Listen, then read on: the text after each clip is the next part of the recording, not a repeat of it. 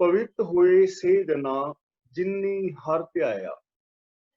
गुरुदेव पातशाह बचन करते हैं कि गुरु शब्द का सदका जिन्ना इंसानां ने प्रभु की सिफत सलाह की, रब नूं अपने ध्यान विच वसाया, अपने ध्यान नूं रब्बी गुणां दे नाल जोड़िया, वो पवित्र हो गए। यानी उन्हां दी सोच पवित्र हो गई, उन्हां दे बोल पवित्र हो गए, उन्हां दे कर्म पवित्र हो गए। ते याद रखना, जो खुशी है वो पवित्रता दे विचों ही उपजदी है। जिथे पवित्रता है उथे खुशी है, जिथे पवित्रता नहीं है उथे खुशी नहीं है। हुण असीं देखदे हां कि आम जो लोग ने वो बाहर दी पवित्रता ते बहुत ज्यादा जोर दिंदे हन। शरीर नूं पवित्र कर लिया, तीर्थां ते नहा लिया, जां चौंका अधिक साफ किया जाता सी, गोबर का पोचा लगाना या दूजा तीजा। लेकिन बाहर की पवित्रता होने के बावजूद भी मनुख की जिंदगी विच खुशी नहीं। अज दा मनुख कितना साफ सुथरा है, ये कपड़े बड़े सोहने ने, कीमती ने, बड़े साफ ने, आप इशनान पान करके रहिंदा है, चंगे तो चंगी अपने शैंपू वगैरह वरतदा है, चंगे तो चंगा परफ्यूम वरतदा है, बाहरी तौर पर तो पवित्रता है। लेकिन खुशी है अंदरली पवित्रता दे नाल। जे साडी मानसिकता दे विच लोभ है, लालच है, ईर्खा है, वैर विरोध है, तां फिर साडी जिंदगी दे अंदर खुशी आ नहीं सकती। खुशी आएगी जे मानसिकता दे अंदर पवित्रता है, खेड़ा है, जे मानसिकता दे अंदर सच्चाई है, दया है, प्यार है, मुहब्बत है।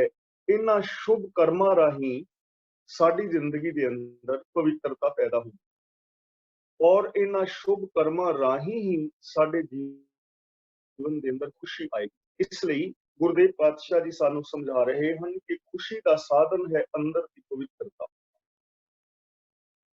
ते अंदर की पवित्रता किवें होएगी, मानसिकता पवित्र किवें होएगी, हरि नूं ध्यान दे नाल जे असीं रब दे नाल ध्यान जोड़दे हां। इत्थे ध्यान जोड़न दा मतलब समाधि लाना नहीं है। इत्थे ध्यान जोड़न दा मतलब है रब्बी गुणां दे नाल ध्यान लाना, सच नाल, संतोख नाल, दया नाल, निर्भैता नाल, निर्वैरता नाल, इन्हां गुणां दे नाल साडा ध्यान जाए, साडे ध्यान दे अंदर ये गुण रहन। असीं जपजी साहिब जी दी पावन बाणी विच भी पढ़ आए हां, पंच प्रवान, पंच प्रधान, पंचे पावें, दरगाह मान, पंचे सोहें, दर राजान। क्यों कि पंचा का गुरु एक ध्यान। ये जो सिरमौर जन ने, जो सचियार मनुख ने, उन्हां दा ध्यान एक रब दे विच, उन्हां दा ध्यान रब्बी भाने विच जुड़िया होया है। उन्हां दा ध्यान एक पल वास्ते भी गुनाह तो लांभे जांदा ही नहीं। तां जिन्हां ने गुरु उपदेश राही रब्बी गुणां दे नाल अपने ध्यान नूं जोड़िया, वो इंसान पवित्र हो गए। उन्हां दी सोच पवित्र हो गई, उन्हां दे बोल पवित्र हो गए, उन्हां दा विहार पवित्र हो गया। ते जिन्हां दी सोच, विहार और बोल पवित्र है, वो इंसान ही आनंद प्राप्त करते हैं। उन्हां दी जिंदगी दे अंदर खुशियां, खेड़े, प्रसन्नता बनी रहती। लेकिन हुण ध्याया किन्हां ने? रब दे नाल ध्यान, रब्बी गुणां दे नाल ध्यान जुड़िया किन्हां दा? असीं देख रहे हां कि वाहिगुरु दा, राम अल्लाह दा, गॉड दा, ईश्वर दा नाम ते सारे लै रहे ने आपो अपने धर्म मुजब, जिवें जिवें किसी नूं समझाया गया है जां जिवें भी किसी नूं समझ आई है, उस हिसाब दे नाल रब नूं सारे ध्या रहे ने। पर असल दोष कित्थे रह गया, असल कमी कित्थे रह गई, जिस करके सारे यतन करदियां होइयां भी बंदे नूं खुशी नहीं मिलदी। जे असीं अपने जीवन नूं परखना होवे तां किवें परखीए? तां गुरु पातशाह जी कहंदे हन, हर ध्याया पवित्र होए।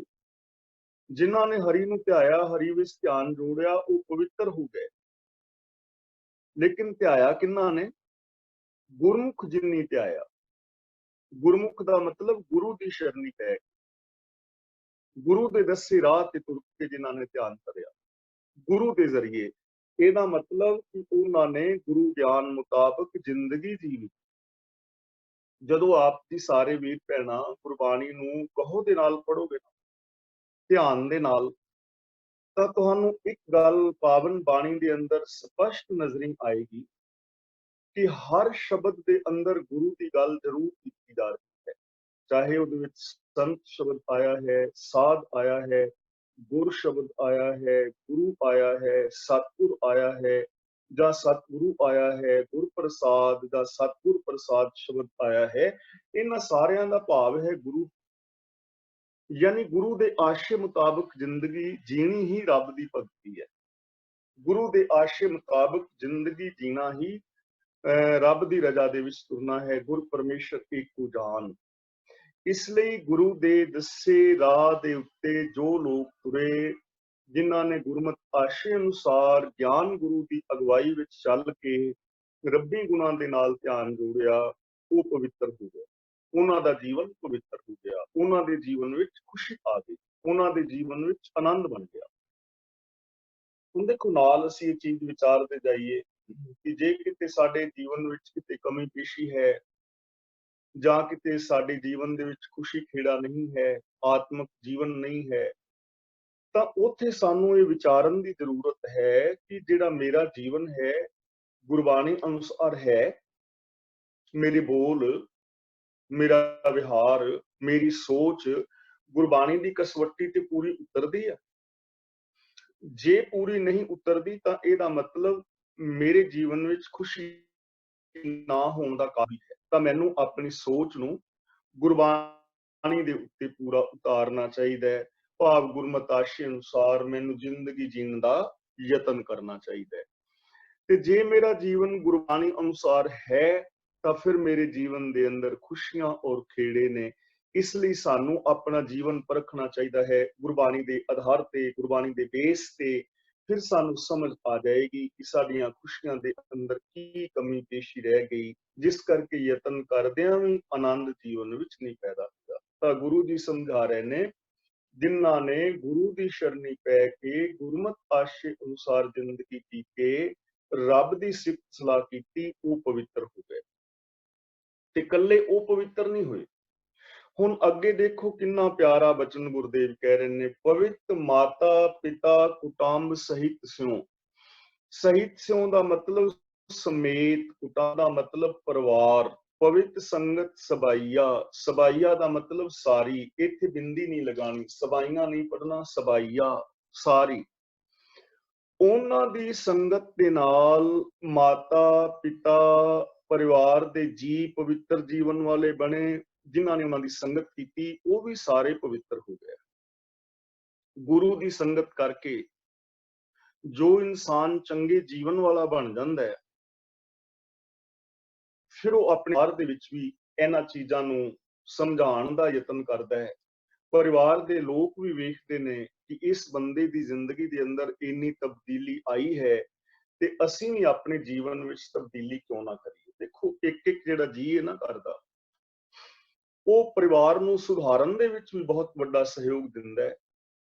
ਤੇ ਘਰ ਦਾ ਕਈ ਵਾਰੀ ਇੱਕ ਜੀ ਹੀ ਸਾਰੇ ਪਰਿਵਾਰ ਨੂੰ ਖਰਾਬ ਕਰਨ ਦੇ ਵਿੱਚ ਵੀ ਬਹੁਤ ਵੱਡਾ ਸਹਿਯੋਗ ਦਿੰਦਾ ਹੈ। ਅਸੀਂ ਇਤਿਹਾਸ ਦੇ ਵਿੱਚ ਕਿੰਨਾ ਸਾਰਾ ਇਤਿਹਾਸ ਪੜ੍ਹਿਆ ਹੈ ਕਿ ਐਸੀਆਂ ਬੱਚੀਆਂ ਜੋ ਸਿੱਖ ਪਰਿਵਾਰ ਵਿੱਚੋਂ, ਗੁਰਮਤਿ ਪਰਿਵਾਰ ਵਿੱਚੋਂ ਸਨ, ਤੇ ਉਹ ਕਿਸੇ ਐਸੇ ਪਰਿਵਾਰ ਵਿੱਚ ਵਿਆਹੀਆਂ ਗਈਆਂ ਜਿੱਥੇ ਕਿ ਗੁਰਮਤਿ ਨਹੀਂ ਸੀ, ਜਿੱਥੇ ਅੰਧ ਵਿਸ਼ਵਾਸ ਔਰ ਭਰਮ ਸਨ।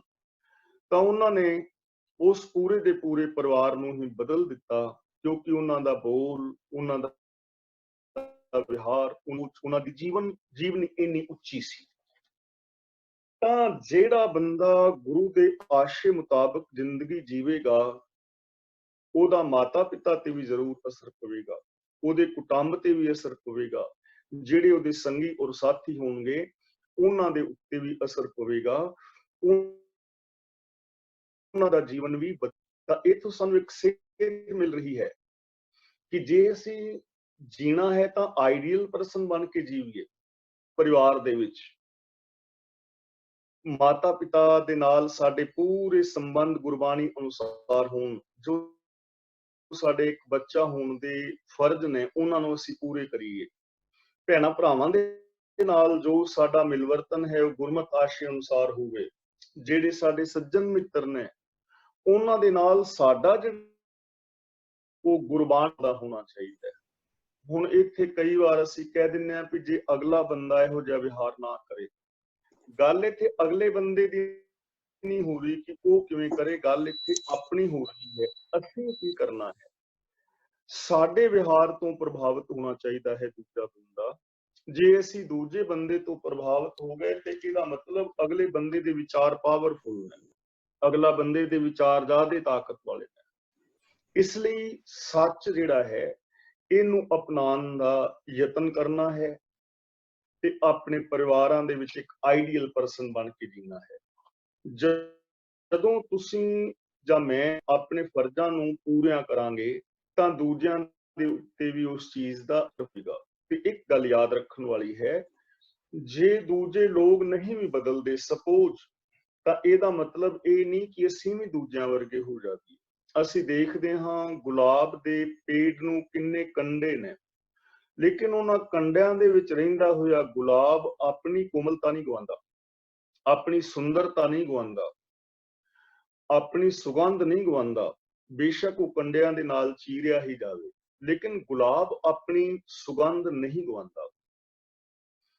ਕਮਲ ਚਿੱਕੜ ਦੇ ਅੰਦਰ ਰਹਿ ਕੇ ਵੀ ਆਪਣੀ ਸੁੰਦਰਤਾ, ਕੋਮਲਤਾ, ਸੁਗੰਧ ਨੂੰ ਨਹੀਂ ਗਵਾਉਂਦਾ, ਉੱਥੇ ਵੀ ਉਹ ਨਿਰਲੇਪ ਰਹਿੰਦਾ ਹੈ। ਇਸੇ ਤਰ੍ਹਾਂ ਅਸੀਂ ਵੀ ਇਸ ਸਮਾਜ ਦੇ ਅੰਦਰ ਨਿਰਲੇਪ ਰਹਿਣਾ ਹੈ। ਆਪਣੇ ਜੀਵਨ ਦੀ ਕੁਆਲਿਟੀ ਨੂੰ, ਆਪਣੇ ਆਦਰਸ਼ ਨੂੰ, ਆਪਣੇ ਆਚਰਣ ਨੂੰ ਕਾਇਮ ਰੱਖਣਾ ਹੈ, ਉੱਚਾ ਬਣਾ ਕੇ ਰੱਖਣਾ ਹੈ, ਸੱਚ ਦੇ ਨਾਲ ਜੁੜ ਕੇ ਰਹਿਣਾ ਹੈ, ਆਪਣੀ ਸੁਗੰਧ ਗੁਲਾਬ ਦੇ ਫੁੱਲ ਦੀ ਤਰ੍ਹਾਂ ਫੈਲਾਣੀ ਹੈ, ਕਮਲ ਦੇ ਫੁੱਲ ਦੀ ਤਰ੍ਹਾਂ ਕੋਮਲਤਾ ਬਣਾ ਕੇ ਰੱਖਣੀ ਹੈ, ਚਿੱਕੜ ਦੇ ਵਿੱਚ ਰਹਿੰਦਿਆਂ ਵੀ ਅਲੇਪ ਰਹਿਣ ਦੀ ਟਰਾਈ ਕਰਨੀ ਹੈ। ਤੇ ਜਿਹੜੇ ਲੋਕ ਐਸੀ ਜ਼ਿੰਦਗੀ ਜੀਂਦੇ ਹਨ, ਪਵਿੱਤ ਮਾਤਾ ਪਿਤਾ ਕੁਟੁੰਬ ਸਹਿਤ ਸਿਉ ਪਵਿੱਤ ਸੰਗਤ ਸਬਾਈਆ, ਉਹਨਾਂ ਦੀ ਸਾਰੀ ਸੰਗਤ ਜਿਹੜੇ ਕਰਦੇ ਨੇ ਉਹ ਵੀ ਉੱਚੇ ਸੁੱਚੇ ਜੀਵਨ ਵਾਲੇ ਬਣ ਜਾਂਦੇ। ਫਿਰ ਮਾਤਾ ਮਤ ਪਿਤਾ ਸੰਤੋਖ ਵੀ ਹੈ। ਮਤ ਜਿਹੜੀ ਸਾਡੀ ਇਹ ਮਾਂ ਵੀ ਮਤ ਹੈ। ਜੋ ਗੁਰੂ ਦੀ ਸੰਗਤ ਕਰੇਗਾ ਉਸ ਬੰਦੇ ਦੀ ਜਿਹੜੀ ਮਤ ਹੈ ਉਹ ਵੀ ਪਵਿੱਤਰ ਹੋ ਜਾਏਗੀ, ਉਸ ਬੰਦੇ ਦੇ ਜੀਵਨ ਦੇ ਅੰਦਰ ਸੰਤੋਖ ਵੀ ਆ ਜਾਏਗਾ ਤੇ ਉਹਦਾ ਦੂਜਾ ਜਿਹੜਾ ਕੁਟੁੰਬ ਹੈ ਨਾ, ਪਰਿਵਾਰ ਸੰਗਤ ਆ, ਸਾਡੇ ਗਿਆਨ ਇੰਦਰੇ, ਇਹ ਵੀ ਪਵਿੱਤਰ ਹੋ ਜਾਣਗੇ। ਕਹਿਣ ਤੋਂ ਭਾਵ ਕਿ ਜਿਨ੍ਹਾਂ ਨੇ ਗੁਰੂ ਦੀ ਸੰਗਤ ਕਰਕੇ ਰੱਬੀ ਗੁਣਾਂ ਦਾ ਚਿੰਤਨ ਕੀਤਾ, ਉਹਨਾਂ ਦਾ ਪਰਿਵਾਰ ਵੀ ਪਵਿੱਤਰ ਹੋਇਆ ਔਰ ਉਹਨਾਂ ਦੇ ਨਾਲ ਸੰਗਤ ਕਰਨ ਵਾਲੇ ਲੋਕ ਵੀ ਪਵਿੱਤਰ ਹੋ ਗਏ। ਕਹਿੰਦੇ ਪਵਿੱਤ, ਸੁਣਦੇ ਪਵਿੱਤ, ਸੇ ਪਵਿੱਤ ਜਿਨੀ ਮਨ ਵਸਾਇਆ। ਗੁਰੂ ਪਾਤਸ਼ਾਹ ਜੀ ਕਹਿੰਦੇ ਨੇ ਜੋ ਰੱਬ ਦੀ ਸਿਫਤ ਸਲਾਹ ਕਹਿਣ ਵਾਲੇ ਨੇ ਉਹ ਪਵਿੱਤਰ ਹੋ ਜਾਂਦੇ ਨੇ। ਹੁਣ ਜਦੋਂ ਅਸੀਂ ਰੱਬ ਦੀ ਸਿਫਤ ਸਲਾਹ ਕਰ ਰਹੇ ਹਾਂ, ਸਪੋਜ਼ ਇਸ ਵੇਲੇ ਮੈਂ ਗੁਰਬਾਣੀ ਦੀ ਵਿਚਾਰ ਕਰ ਰਿਹਾ, ਤਾਂ ਇਸ ਵੇਲੇ ਤਾਂ ਮੇਰਾ ਹਿਰਦਾ ਪਵਿੱਤਰ ਹੈ, ਕਿਉਂਕਿ ਮੇਰੇ ਹਿਰਦੇ ਦੇ ਅੰਦਰ ਜ਼ਬਾਨ ਦੇ ਉੱਤੇ ਸੱਚ ਹੈ ਨਾ ਇਸ ਵੇਲੇ। ਤਾਂ ਇਸ ਵੇਲੇ ਮੇਰੀ ਜ਼ਬਾਨ ਦੇ ਉੱਤੇ ਝੂਠ ਹੈ ਹੀ ਨਹੀਂ ਹੈ, ਸੱਚ ਹੈ। ਤਾਂ ਜਦੋਂ ਸੱਚ ਹੈ ਤਾਂ ਇਹਦਾ ਮਤਲਬ ਇਸ ਵੇਲੇ ਮੇਰੀ ਰਸਨਾ ਪਵਿੱਤਰ ਹੈ। ਨਾਮ ਕਹਿਤ ਗੋਬਿੰਦ ਕਾ ਸੂਚੀ ਪਈ ਰਸਨਾ। ਇੱਕ ਟਾਈਮ ਦੇ ਵਿੱਚ ਮੈਂ ਇੱਕ ਹੀ ਕੰਮ ਕਰ ਸਕਦਾ, ਜਾਂ ਸੱਚ ਬੋਲ ਸਕਦਾ ਜਾਂ ਝੂਠ ਬੋਲ ਸਕਦਾ। ਤਾਂ ਜਦੋਂ ਮੈਂ ਸੱਚ ਬੋਲ ਰਿਹਾ ਹਾਂ ਉਦੋਂ ਮੇਰੀ ਜ਼ਬਾਨ, ਉਦੋਂ ਮੇਰਾ ਹਿਰਦਾ ਪਵਿੱਤਰ ਹੈ। ਤੇ ਜੇ ਮੈਂ ਹਰ ਵਕਤ ਹੀ ਸੱਚ ਬੋਲਾਂ ਤਾਂ ਮੇਰਾ ਹਿਰਦਾ ਹਰ ਵਕਤ ਪਵਿੱਤਰ ਹੋ ਸਕਦਾ ਹੈ। ਨੰਬਰ 2, ਆਪ ਸਰਵਨ ਕਰ ਰਹੇ ਹੋ ਤਾਂ ਇਸ ਵੇਲੇ ਆਪ ਦੇ ਕੰਨ ਪਵਿੱਤਰ ਨੇ। ਕਿਉਂ? ਕਿ ਕੰਨਾਂ ਵਿੱਚ ਆਵਾਜ਼ ਹੀ ਸੱਚ ਦੀ ਪੈ ਰਹੀ ਹੈ, ਗੁਰੂ ਦੀ ਪਾਵਨ ਬਾਣੀ ਦੀ ਆਵਾਜ਼ ਪੈ ਰਹੀ ਹੈ। ਜਦੋਂ ਪਾਵਨ ਬਾਣੀ ਸੁਣ ਰਹੇ ਹੋ ਉਦੋਂ ਬਾਣੀ ਹੀ ਸੁਣ ਰਹੇ ਹੋ, ਤੇ ਜਦੋਂ ਹੋਰ ਕੋਈ ਚੀਜ਼ ਸੁਣ ਰਹੇ ਹੋ ਉਦੋਂ ਹੋਰ ਸੁਣ ਰਹੇ ਹੋ। ਤਾਂ ਕੰਨਾਂ ਦੇ ਵਿੱਚ ਇੱਕ ਟਾਈਮ ਵਿੱਚ ਇੱਕ ਹੀ ਚੀਜ਼ ਪਵੇਗੀ ਨਾ, ਜਿੱਧਰ ਸਾਡਾ ਮੇਨ ਧਿਆਨ ਹੋਏਗਾ। ਸੇ ਪਵਿੱਤ ਜਿਨੀ ਮਨ ਵਸਾਇਆ, ਤੇ ਜਿਨ੍ਹਾਂ ਨੇ ਮਨ ਦੇ ਅੰਦਰ ਵਸਾ ਲਿਆ ਉਹ ਸਦਾ ਵਾਸਤੇ ਪਵਿੱਤਰ ਹੋ ਗਏ, ਕਿਉਂਕਿ ਮਨ ਦੇ ਅੰਦਰ, ਮਾਨਸਿਕਤਾ ਦੇ ਅੰਦਰ, ਸੋਚ ਦੇ ਅੰਦਰ ਸੱਚ ਵਸ ਗਿਆ।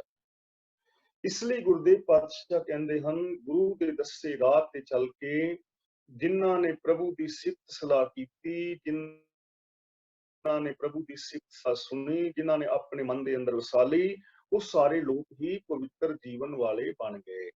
ਇਸ ਲਈ ਹੁਣ ਅਸਾਂ ਕੀ ਕਰਨਾ ਹੈ?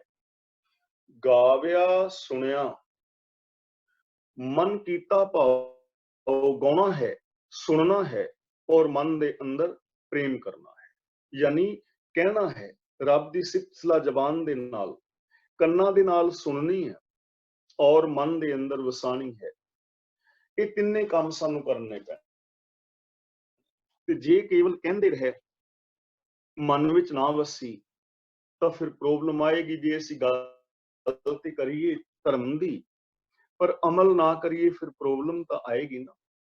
ਜੇ ਸੁਣੀਏ ਔਰ ਸੁਣ ਕੇ ਅਮਲ ਨਾ ਕਰੀਏ, ਫਿਰ ਪ੍ਰੋਬਲਮ ਤਾਂ ਆਏਗੀ। ਇਸ ਲਈ ਕਹਿਣਾ ਹੈ, ਸੁਣਨਾ ਹੈ ਔਰ ਇਸ ਚੀਜ਼ ਨੂੰ ਆਪਣੇ ਮਨ ਦੇ ਅੰਦਰ ਵਸਾ ਕੇ ਅਮਲ ਵਿੱਚ ਲਿਆਉਣਾ ਹੈ। ਜਿਹੜਾ ਕਹੇਗਾ, ਜਿਹੜਾ ਸੁਣੇਗਾ, ਜਿਹੜਾ ਮਨ ਵਿੱਚ ਵਸਾਏਗਾ, ਉਹ ਪਵਿੱਤਰ ਜੀਵਨ ਵਾਲਾ ਬਣ ਜਾਏਗਾ। ਉਹਦੀ ਰਸਨਾ ਪਵਿੱਤਰ ਹੋਏਗੀ, ਉਹਦੇ ਕੰਨ ਪਵਿੱਤਰ ਹੋਣਗੇ, ਉਹਦਾ ਮਨ ਪਵਿੱਤਰ ਹੋਏਗਾ, ਉਹਦੇ ਬੋਲ ਪਵਿੱਤਰ ਹੋਣਗੇ, ਉਹਦਾ ਵਿਹਾਰ ਪਵਿੱਤਰ ਹੋਏਗਾ। ਤੇ ਐਸੇ ਬੰਦੇ ਦੀ ਜ਼ਿੰਦਗੀ ਦੇ ਅੰਦਰ ਹੀ ਖੁਸ਼ੀ ਆਏਗੀ, ਐਸੇ ਬੰਦੇ ਦੇ ਜੀਵਨ ਦੇ ਅੰਦਰ ਆਨੰਦ ਹੋਏਗਾ। ਹੁਣ ਇੱਕ ਮਨੁੱਖ ਉਹ ਹੈ ਜੋ ਹਮੇਸ਼ਾ ਨੈਗੇਟਿਵ ਬੋਲ ਬੋਲਦਾ ਹੈ ਔਰ ਨੈਗੇਟਿਵ ਹੀ ਸੁਣਦਾ ਹੈ, ਤੇ ਨੈਗੇਟਿਵ ਵਿਚਾਰਧਾਰਾ ਉਹਨੇ ਆਪਣੇ ਮਨ ਦੇ ਅੰਦਰ ਵਸਾਈ ਹੋਈ ਹੈ। ਤਾਂ ਦੱਸੋ ਉਹ ਬੰਦਾ ਕਿਵੇਂ ਖੁਸ਼ ਰਹਿ ਸਕਦਾ ਹੈ?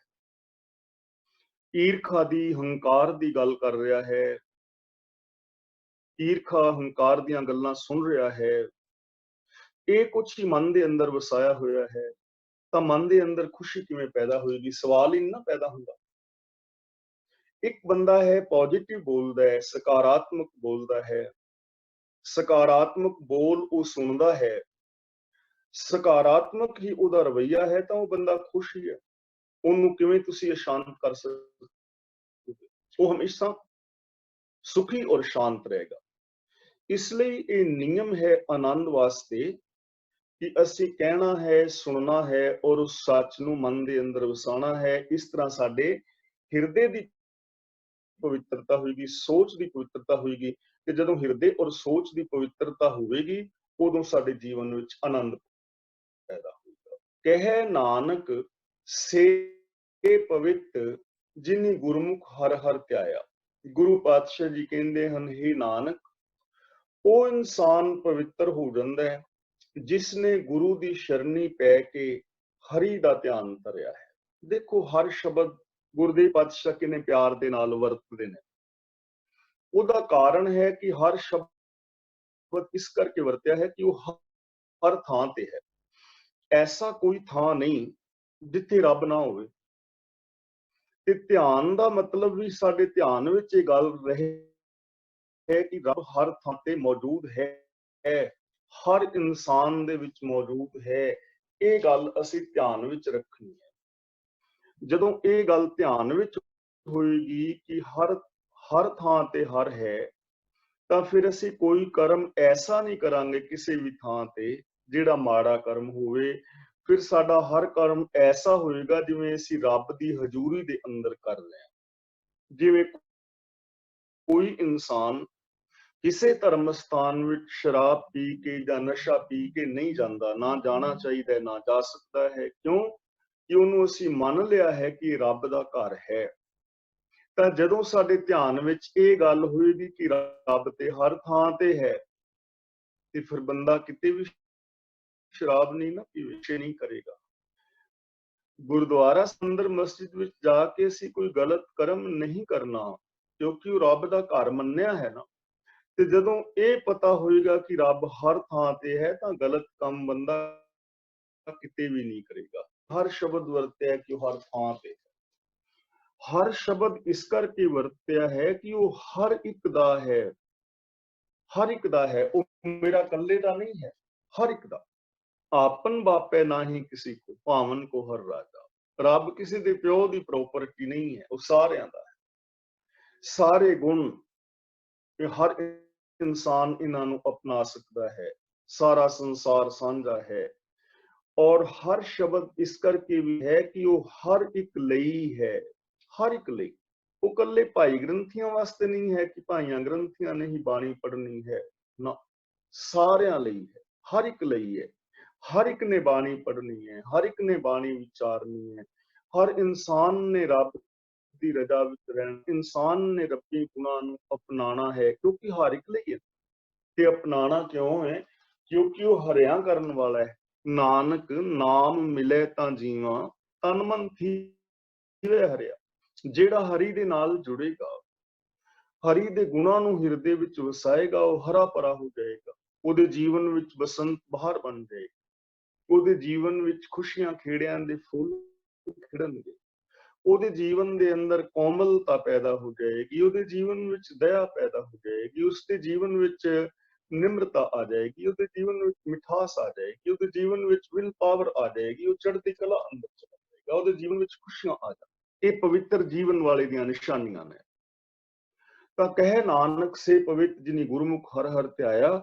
ਜਿਨ੍ਹਾਂ ਨੇ ਗੁਰੂ ਦੀ ਸ਼ਰਨੀ ਪੈ ਕੇ ਹਰੀ ਦੀ ਸਿਫਤ ਸਲਾਹ ਕੀਤੀ, ਉਹ ਇਨਸਾਨ ਪਵਿੱਤਰ ਹੋ ਗਏ। ਇਹਦਾ ਮਤਲਬ ਪਵਿੱਤਰਤਾ ਖੁਸ਼ੀ ਦਾ ਮੂਲ ਹੈ, ਖੁਸ਼ੀ ਦਾ ਬੇਸ ਹੈ। ਸਾਡਾ ਜੀਵਨ, ਸਾਡੀ ਸੋਚ, ਸਾਡੇ ਬੋਲ, ਸਾਡਾ ਵਿਹਾਰ, ਸਾਡਾ ਆਚਰਣ ਪਵਿੱਤਰ ਚਾਹੀਦਾ ਹੈ, ਤਾਂ ਖੁਸ਼ੀਆਂ ਪੈਦਾ ਹੁੰਦੀਆਂ। ਤੇ ਜੇ ਸਾਰਾ ਪਰਿਵਾਰ ਚਾਹੁੰਦਾ ਹੈ ਕਿ ਪੂਰੇ ਪਰਿਵਾਰ ਵਿੱਚ ਖੁਸ਼ੀਆਂ ਪੈਦਾ ਹੋਣ, ਤਾਂ ਪੂਰੇ ਪਰਿਵਾਰ ਦਾ ਹਰ ਇਨਸਾਨ ਪਵਿੱਤਰ ਚਾਹੀਦਾ ਹੈ। ਤੇ ਜੇ ਚਾਹੁੰਦੇ ਆ ਪੂਰਾ ਸਮਾਜ ਸੁਖੀ ਔਰ ਸ਼ਾਂਤ ਹੋਵੇ, ਤਾਂ ਪੂਰੇ ਸਮਾਜ ਦੇ ਹਰ ਇਨਸਾਨ ਨੂੰ ਪਵਿੱਤਰਤਾ ਅਪਣਾਉਣੀ ਪਵੇਗੀ। ਤਾਂ ਇਹਦਾ ਮਤਲਬ ਗੁਰੂ ਜੀ ਇੱਕ ਐਸੇ ਸਮਾਜ ਦੀ ਸਿਰਜਣਾ ਕਰਨਾ ਚਾਹੁੰਦੇ ਹਨ, ਜਿਸ ਸਮਾਜ ਦੇ ਅੰਦਰ ਹਰ ਇਨਸਾਨ ਪਵਿੱਤਰ ਸੋਚ, ਬੋਲ ਔਰ ਵਿਹਾਰ ਵਾਲਾ ਹੋਵੇ। ਫਿਰ ਇਹ ਸੰਸਾਰ ਬੇਗਮ ਪੂਰਾ ਹੋ ਜਾਏਗਾ। ਫਿਰ ਇਸ ਸੰਸਾਰ ਅੰਦਰ ਚਿੰਤਾਵਾਂ ਨਹੀਂ ਰਹਿਣਗੀਆਂ। ਇਸ ਲਈ ਜੇ ਅਸੀਂ ਚਾਹੁੰਦੇ ਹਾਂ ਕਿ ਸਾਡੇ ਜੀਵਨ ਵਿੱਚ ਖੁਸ਼ੀ ਔਰ ਆਨੰਦ ਪੈਦਾ ਹੋਏ, ਤਾਂ ਸਾਨੂੰ ਆਪਣੇ ਬੋਲ, ਆਪਣਾ ਵਿਹਾਰ ਔਰ ਆਪਣੀ ਸੋਚ ਪਵਿੱਤਰ ਕਰਨੀ ਚਾਹੀਦੀ ਹੈ। ਤੇ ਸੋਚ ਪਵਿੱਤਰ ਹੋਵੇਗੀ ਗੁਰੂ ਦੇ ਗਿਆਨ ਰਾਹੀਂ, ਗੁਰੂ ਦੇ ਦੱਸੇ ਰਾਹਾਂ ਤੇ ਚੱਲ ਕੇ। ਅਗਲਾ ਬਚਨ ਕਰਦੇ ਨੇ, ਕਰਮੀ ਸਹਿਜ ਨਾ ਉਪਜੈ, ਵਿਣ ਸਹਿਜੇ ਸਹਿਸਾ ਨਾ ਜਾਏ। ਕਰਮੀ ਦਾ ਮਤਲਬ ਕਰਮ, ਜਿਹੜੇ ਅਸੀਂ ਧਾਰਮਿਕ ਕਰਮ ਕਾਂਡ ਕਰਦੇ ਹਾਂ। ਸਹਿਜ ਦਾ ਮਤਲਬ ਹੈ ਆਤਮਕ ਅਡੋਲਤਾ, ਆਤਮਕ ਆਨੰਦ। ਵਿਣ ਸਹਿਜੇ ਦਾ ਮਤਲਬ ਸਹਿਜ ਆਨੰਦ ਤੋਂ ਬਿਨਾ। ਸਹਿਸਾ ਦਾ ਮਤਲਬ ਸਹਿਮ, ਤੌਖਲਾ, ਸਹਿਮ। ਕਰਮੀ ਸਹਿਜ ਨਾ ਉਪਜੈ। ਗੁਰੂ ਪਾਤਸ਼ਾਹ ਜੀ ਕਹਿੰਦੇ ਹਨ ਕਿ ਜਿਹੜੇ ਧਾਰਮਿਕ ਮਿੱਥੇ ਹੋਏ ਕਰਮ ਨੇ, ਉਹਨਾਂ ਦੇ ਨਾਲ ਕਦੇ ਸਹਿਜ ਆਤਮਕ ਆਨੰਦ ਪੈਦਾ ਨਹੀਂ ਹੁੰਦਾ। ਕਦੇ ਵੀ ਆਤਮਕ ਆਨੰਦ ਪੈਦਾ ਨਹੀਂ ਹੁੰਦਾ ਕਰਮਾਂ ਦੇ ਨਾਲ। ਕਰਮਾਂ ਦਾ ਮਤਲਬ ਜਿਹੜੇ ਧਾਰਮਿਕ ਮਿੱਥੇ ਹੋਏ ਕਰਮ ਨੇ। ਕਿਹੜੇ ਕਰਮ? ਜਿਵੇਂ ਵਰਤ ਰੱਖ ਲਏ, ਸ਼ਰਾਧ ਕਰ ਲਏ, ਜੰਗਲਾਂ ਵਿੱਚ ਚਲੇ ਗਏ, ਸਮਾਧੀਆਂ ਲਾ ਲਈਆਂ, ਤੀਰਥਾਂ ਤੇ ਇਸ਼ਨਾਨ ਕਰ ਲਿਆ, ਜਾਂ ਹੋਰ ਨਿਉਲੀ ਕਰਮ ਕਰ ਲਏ, ਦਸਮ ਦੁਆਰ ਵਿੱਚ ਪ੍ਰਾਨ ਚੜਾਉਣ ਦੀ ਟਰਾਈ ਕਰ ਲਈ, ਜਾਂ ਐਸੇ ਹੋਰ ਕਰਮ ਜਿਨ੍ਹਾਂ ਨੂੰ ਗੁਰਬਾਣੀ ਦੇ ਅੰਦਰ ਬੜੇ ਵਿਸਥਾਰ ਦੇ ਨਾਲ ਦੱਸਿਆ ਗਿਆ ਹੈ। ਪਗ ਉਪੇ ਤਾਣਾ, ਆਪਣਾ ਕੀਆ ਕਮਾਣਾ, ਅਲਮਲ ਖਾਈ, ਸਿਰਛਾਈ ਪਾਈ, ਮੂਲ ਮੜੀ ਮਸਾਣੀ, ਅੰਧ ਨਾ ਜਾਣੈ ਫਿਰ ਪਛਤਾਣੀ। ਇਹ ਸਾਰੇ ਕਰਮ ਅਗਿਆਨਤਾ ਵਾਲੇ ਨੇ। ਇਹ ਸਾਰੇ ਕਰਮ ਸਗੋਂ ਇੱਜ਼ਤ ਪੱਤ ਗਵਾਉਣ ਵਾਲੇ ਨੇ। ਨੰਗੇ ਪੈਰੀ ਫਿਰਨਾ, ਇਹ ਕੋਈ ਭਗਤੀ ਨਹੀਂ ਹੈ। ਨੰਗੇ ਬਸਤਰ ਉਤਾਰ ਦੇਣਾ, ਇਹ ਕੋਈ ਭਗਤੀ ਨਹੀਂ ਹੈ। ਨਗਨ ਫਿਰਤ ਜੋ ਪਾਈਏ ਜੋਗ, ਬਨ ਕਾ ਮਿਰ ਮੁਕਤ ਸਭ ਹੋਗ। ਜੇ ਨਗਨ ਫਿਰਨ ਦੇ ਨਾਲ ਰੱਬ ਮਿਲਦਾ ਹੋਵੇ, ਜੰਗਲ ਦੇ ਸਾਰੇ ਜਾਨਵਰ ਨੰਗੇ ਹੀ ਫਿਰਦੇ ਨੇ, ਉਹਨਾਂ ਨੂੰ ਰੱਬ ਮਿਲ ਜਾਣਾ ਚਾਹੀਦਾ ਹੈ। ਪਰ ਐਸਾ ਹੁੰਦਾ ਨਹੀਂ ਨਾ। ਇਹਨਾਂ ਕਰਮਾਂ ਦੇ ਨਾਲ ਕਦੇ ਜ਼ਿੰਦਗੀ ਵਿੱਚ ਖੁਸ਼ੀ ਪੈਦਾ ਨਹੀਂ ਹੁੰਦੀ। ਦੇਸ਼ ਛੋੜ ਪਰਦੇਸੈਂ ਧਾਇਆ, ਪੰਜ ਚੰਡਾਲ ਨਾਲੇ ਲੈ ਆਇਆ। ਕਾਨ ਫਰਾਏ ਹਿਰਾਏ ਟੂਕਾ, ਘਰ ਘਰ ਮੰਗੇ ਤ੍ਰਿਪਤਾਵਨ ਤੇ ਚੂਕਾ। ਬਨਤਾ ਛੋੜ ਬਦ ਨਦਰ ਪਰ नारी रेश न पाइयै महा दुखियारी, बोले नाही कोई बैठा मुनि, सुरत जो विच समाधि लाई बैठा है। बोलदा नहीं, मौन धारण कर लिया, पर गुरु जी ने अंतर कलप भूमि, अन्न ते रहता दुख दे ही सहता, हुक्म ना बूझे व्याप्या ममता है, सारे कर्म ते बेकार ने, इन्हां नाल खुशी मिली नहीं। ਜੇ ਇਹਨਾਂ ਕਰਮਾਂ ਦੇ ਨਾਲ ਖੁਸ਼ੀ ਮਿਲਦੀ ਹੁੰਦੀ ਤਾਂ ਜਿੰਨੇ ਵੀ ਸਾਡੇ ਐਸੇ ਕਰਮ ਕਰਨ ਵਾਲੇ ਲੋਕ ਨੇ ਉਹਨਾਂ ਨੂੰ ਖੁਸ਼ੀ ਮਿਲਣੀ ਚਾਹੀਦੀ ਸੀ, ਪਰ ਮਿਲੀ ਨਹੀਂ। ਪਾਠ ਪੜਿਓ ਔਰ ਵੇਦ ਵਿਚਾਰਿਓ, ਨਿਵਲ ਭੁੰਗਮ ਸਾਧੇ, पंच जना सो संग न छुटियो, अधिक अहंग बुद्ध बंधे, प्यारे इन बिद मिलन न जाई, मैं किए कर्म का, हार पर्यो स्वामी के द्वारे दीजे बुद्ध विवेका, मौन पयो करपाती रहो, नगन फिरो बन माही, तात तीर्थ सब धरती प्रम्यो, दुबदा छुटके नहीं। मन कामना तीर्थ जाए बस्यो, सिर करवत तराए, यानी ऐसे कर्म भी करके वेख लै, सिर ਨੂੰ ਪਾਰੇ ਦੇ ਨਾਲ ਫਿਰਾ ਲਿਆ ਜਾ ਕੇ ਕਾਸ਼ੀ ਆਦਿਕ ਦੇ ਵਿੱਚ ਮਨ ਦੀ ਕਾਮਨਾ ਮੁਤਾਬਕ ਤੀਰਥਾਂ ਦੇ ਕਿਨਾਰੇ ਤੇ ਹੀ ਜਾ ਕੇ ਵਸ ਗਿਆ, ਪਰ ਪਵਿੱਤਰਤਾ ਤਾਂ ਹੋਈ ਨਹੀਂ, ਖੁਸ਼ੀ ਤਾਂ ਆਈ ਨਾ। ਤੂੰ ਆਵੇਂ ਵਸ ਬਹੁਤ ਕਿਨਾਮਣੇ, ਨਾ ਤੂੰ ਆਵੇਂ ਵਸ ਵੇਦ ਪੜਾਵਣੇ, ਨਾ ਤੂੰ ਆਵੇਂ ਵਸ ਤੀਰਥ ਨਹਾਈਐ, ਨਾ ਤੂੰ ਆਵੇਂ ਵਸ ਧਰਤੀ ਧਾਈਐ, ਨਾ ਤੂੰ ਆਵੇਂ ਵਸ ਕਿਤੇ ਸਿਆਣਪ ਹੈ, ਨਾ ਤੂੰ ਆਵੇਂ ਵਸ ਬਹੁਤਾ ਦਾਨ। ਹੁਣ ਇਹਨਾਂ ਕੰਮਾਂ ਨਾਲ ਜੇ ਖੁਸ਼ੀ ਮਿਲਦੀ ਹੁੰਦੀ ਤੇ ਮਿਲ ਜਾਣੀ ਚਾਹੀਦੀ ਸੀ। ਕਰਮੀ ਸਹਿਜ ਨਾ ਉਪਜੇ, ਜਿਹੜੇ ਵਿਖਾਵੇ ਦੇ ਧਾਰਮਿਕ ਮਿੱਥੇ ਹੋਏ ਕਰਮ ਨੇ, ਕਰਮ ਕਾਂਡ ਨੇ, ਉਹਨਾਂ ਦੇ ਨਾਲ ਆਤਮਿਕ ਅਡੋਲਤਾ, ਆਤਮਿਕ ਆਨੰਦ, ਆਤਮਿਕ ਖੁਸ਼ੀ ਪੈਦਾ ਨਹੀਂ ਹੁੰਦੀ। ਰਿਣ ਸਹਿਜੈ ਸਹਿਸਾ ਨਾ ਜਾਏ, ਤੇ ਆਤਮਿਕ ਅਡੋਲਤਾ ਤੋਂ ਬਿਨਾਂ ਸਹਿਸਾ ਦਾ ਮਤਲਬ ਸਹਿਮ ਨਹੀਂ ਖਤਮ ਹੁੰਦਾ, ਤੌਖਲੇ ਖਤਮ ਨਹੀਂ ਹੁੰਦੇ, ਡਰ ਖਤਮ ਨਹੀਂ ਹੁੰਦਾ। ਹੁਣ ਸਾਡੇ ਅੰਦਰ ਕਿੰਨੇ ਤੌਖਲੇ ਬਣੇ ਹੋਏ, ਕਨਫਿਊਜ਼ਨ ਹੈ ਨਾ। ਆਮ ਜੋ ਧਾਰਮਿਕ ਬੰਦਾ ਹੈ ਉਹਦੀ ਜ਼ਿੰਦਗੀ ਵਿੱਚ ਕਨਫਿਊਜ਼ਨ ਹੈ, ਕਿਹੜਾ ਕੰਮ ਕਰਨਾ ਹੈ ਕਿਹੜਾ ਨਹੀਂ ਕਰਨਾ, ਕੀ ਗੁਰਮਤ ਹੈ ਕੀ ਮਨਮਤ ਹੈ, ਕੀ ਪਾਪ ਹੈ ਕੀ ਪੁੰਨ ਹੈ, ਤੌਖਲੇ ਬਣੇ ਹੋਏ ਨੇ, ਸਹਿਮ ਬਣਿਆ ਹੈ, ਕਨਫਿਊਜ਼ਨ ਬਣੀ। ਕਿਹੜਾ ਪ੍ਰਚਾਰਕ ਠੀਕ ਕਹਿੰਦਾ, ਕਿਹੜਾ ਪ੍ਰਚਾਰਕ ਗਲਤ ਕਹਿੰਦਾ, ਕੌਣ ਠੀਕ ਹੈ ਕੌਣ ਗਲਤ, ਤੇ ਤੌਖਲਾ ਬਣਿਆ ਹੋਇਆ ਨਾ, ਸਹਿਮ ਬਣੇ ਹੋਏ ਨੇ, ਡਰ ਦੀ ਭਾਵਨਾ ਬਣੀ ਹੋਈ। ਰੀਜਨ ਵਿਣ ਸਹਿਜੈ ਸਹਿਸਾ ਨਾ ਜਾਏ, ਜਿਹੜੇ ਧਾਰਮਿਕ ਮਿੱਥੇ ਹੋਏ ਕਰਮ ਕਾਂਡ ਨੇ ਉਹਨਾਂ ਦੇ ਨਾਲ ਆਤਮਿਕ ਅਡੋਲਤਾ ਪੈਦਾ ਨਹੀਂ ਹੁੰਦੀ, ਖੁਸ਼ੀ ਪੈਦਾ ਨਹੀਂ ਹੁੰਦੀ, ਆਨੰਦ ਪੈਦਾ ਨਹੀਂ ਹੁੰਦਾ। ਵਿਣ ਸਹਿਜੈ, ਤੇ ਸਹਿਜ ਪੈਦਾ ਹੋਣ ਤੋਂ ਬਿਨਾਂ ਸਹਿਸਾ ਨਾ ਜਾਏ, ਸੰਸਾ ਨਹੀਂ ਜਾਂਦਾ, ਭਰਮ ਨਹੀਂ ਜਾਂਦਾ, ਕਨਫਿਊਜ਼ਨ ਖਤਮ ਨਹੀਂ ਹੁੰਦੀ, ਸਹਿਮ ਬਣਿਆ ਰਹਿੰਦਾ। ਸਹਿਜ ਦਾ ਮਤਲਬ ਹੈ ਮਨ, ਬਚਨ ਔਰ ਕਰਮ ਦੀ ਇਕਸਾਰਤਾ। ਮੈਂਟੈਲਿਟੀ ਵਿੱਚ ਵੀ ਸੱਚ, ਬੋਲਾਂ ਵਿੱਚ ਵੀ ਸੱਚ, ਵਿਹਾਰ ਦੇ ਅੰਦਰ ਵੀ ਸੱਚ, ਮਾਨਸਿਕਤਾ ਵਿੱਚ ਵੀ ਪਿਆਰ, ਬੋਲਾਂ ਵਿੱਚ ਵੀ ਪਿਆਰ, ਵਿਹਾਰ ਦੇ ਅੰਦਰ ਵੀ ਪਿਆਰ।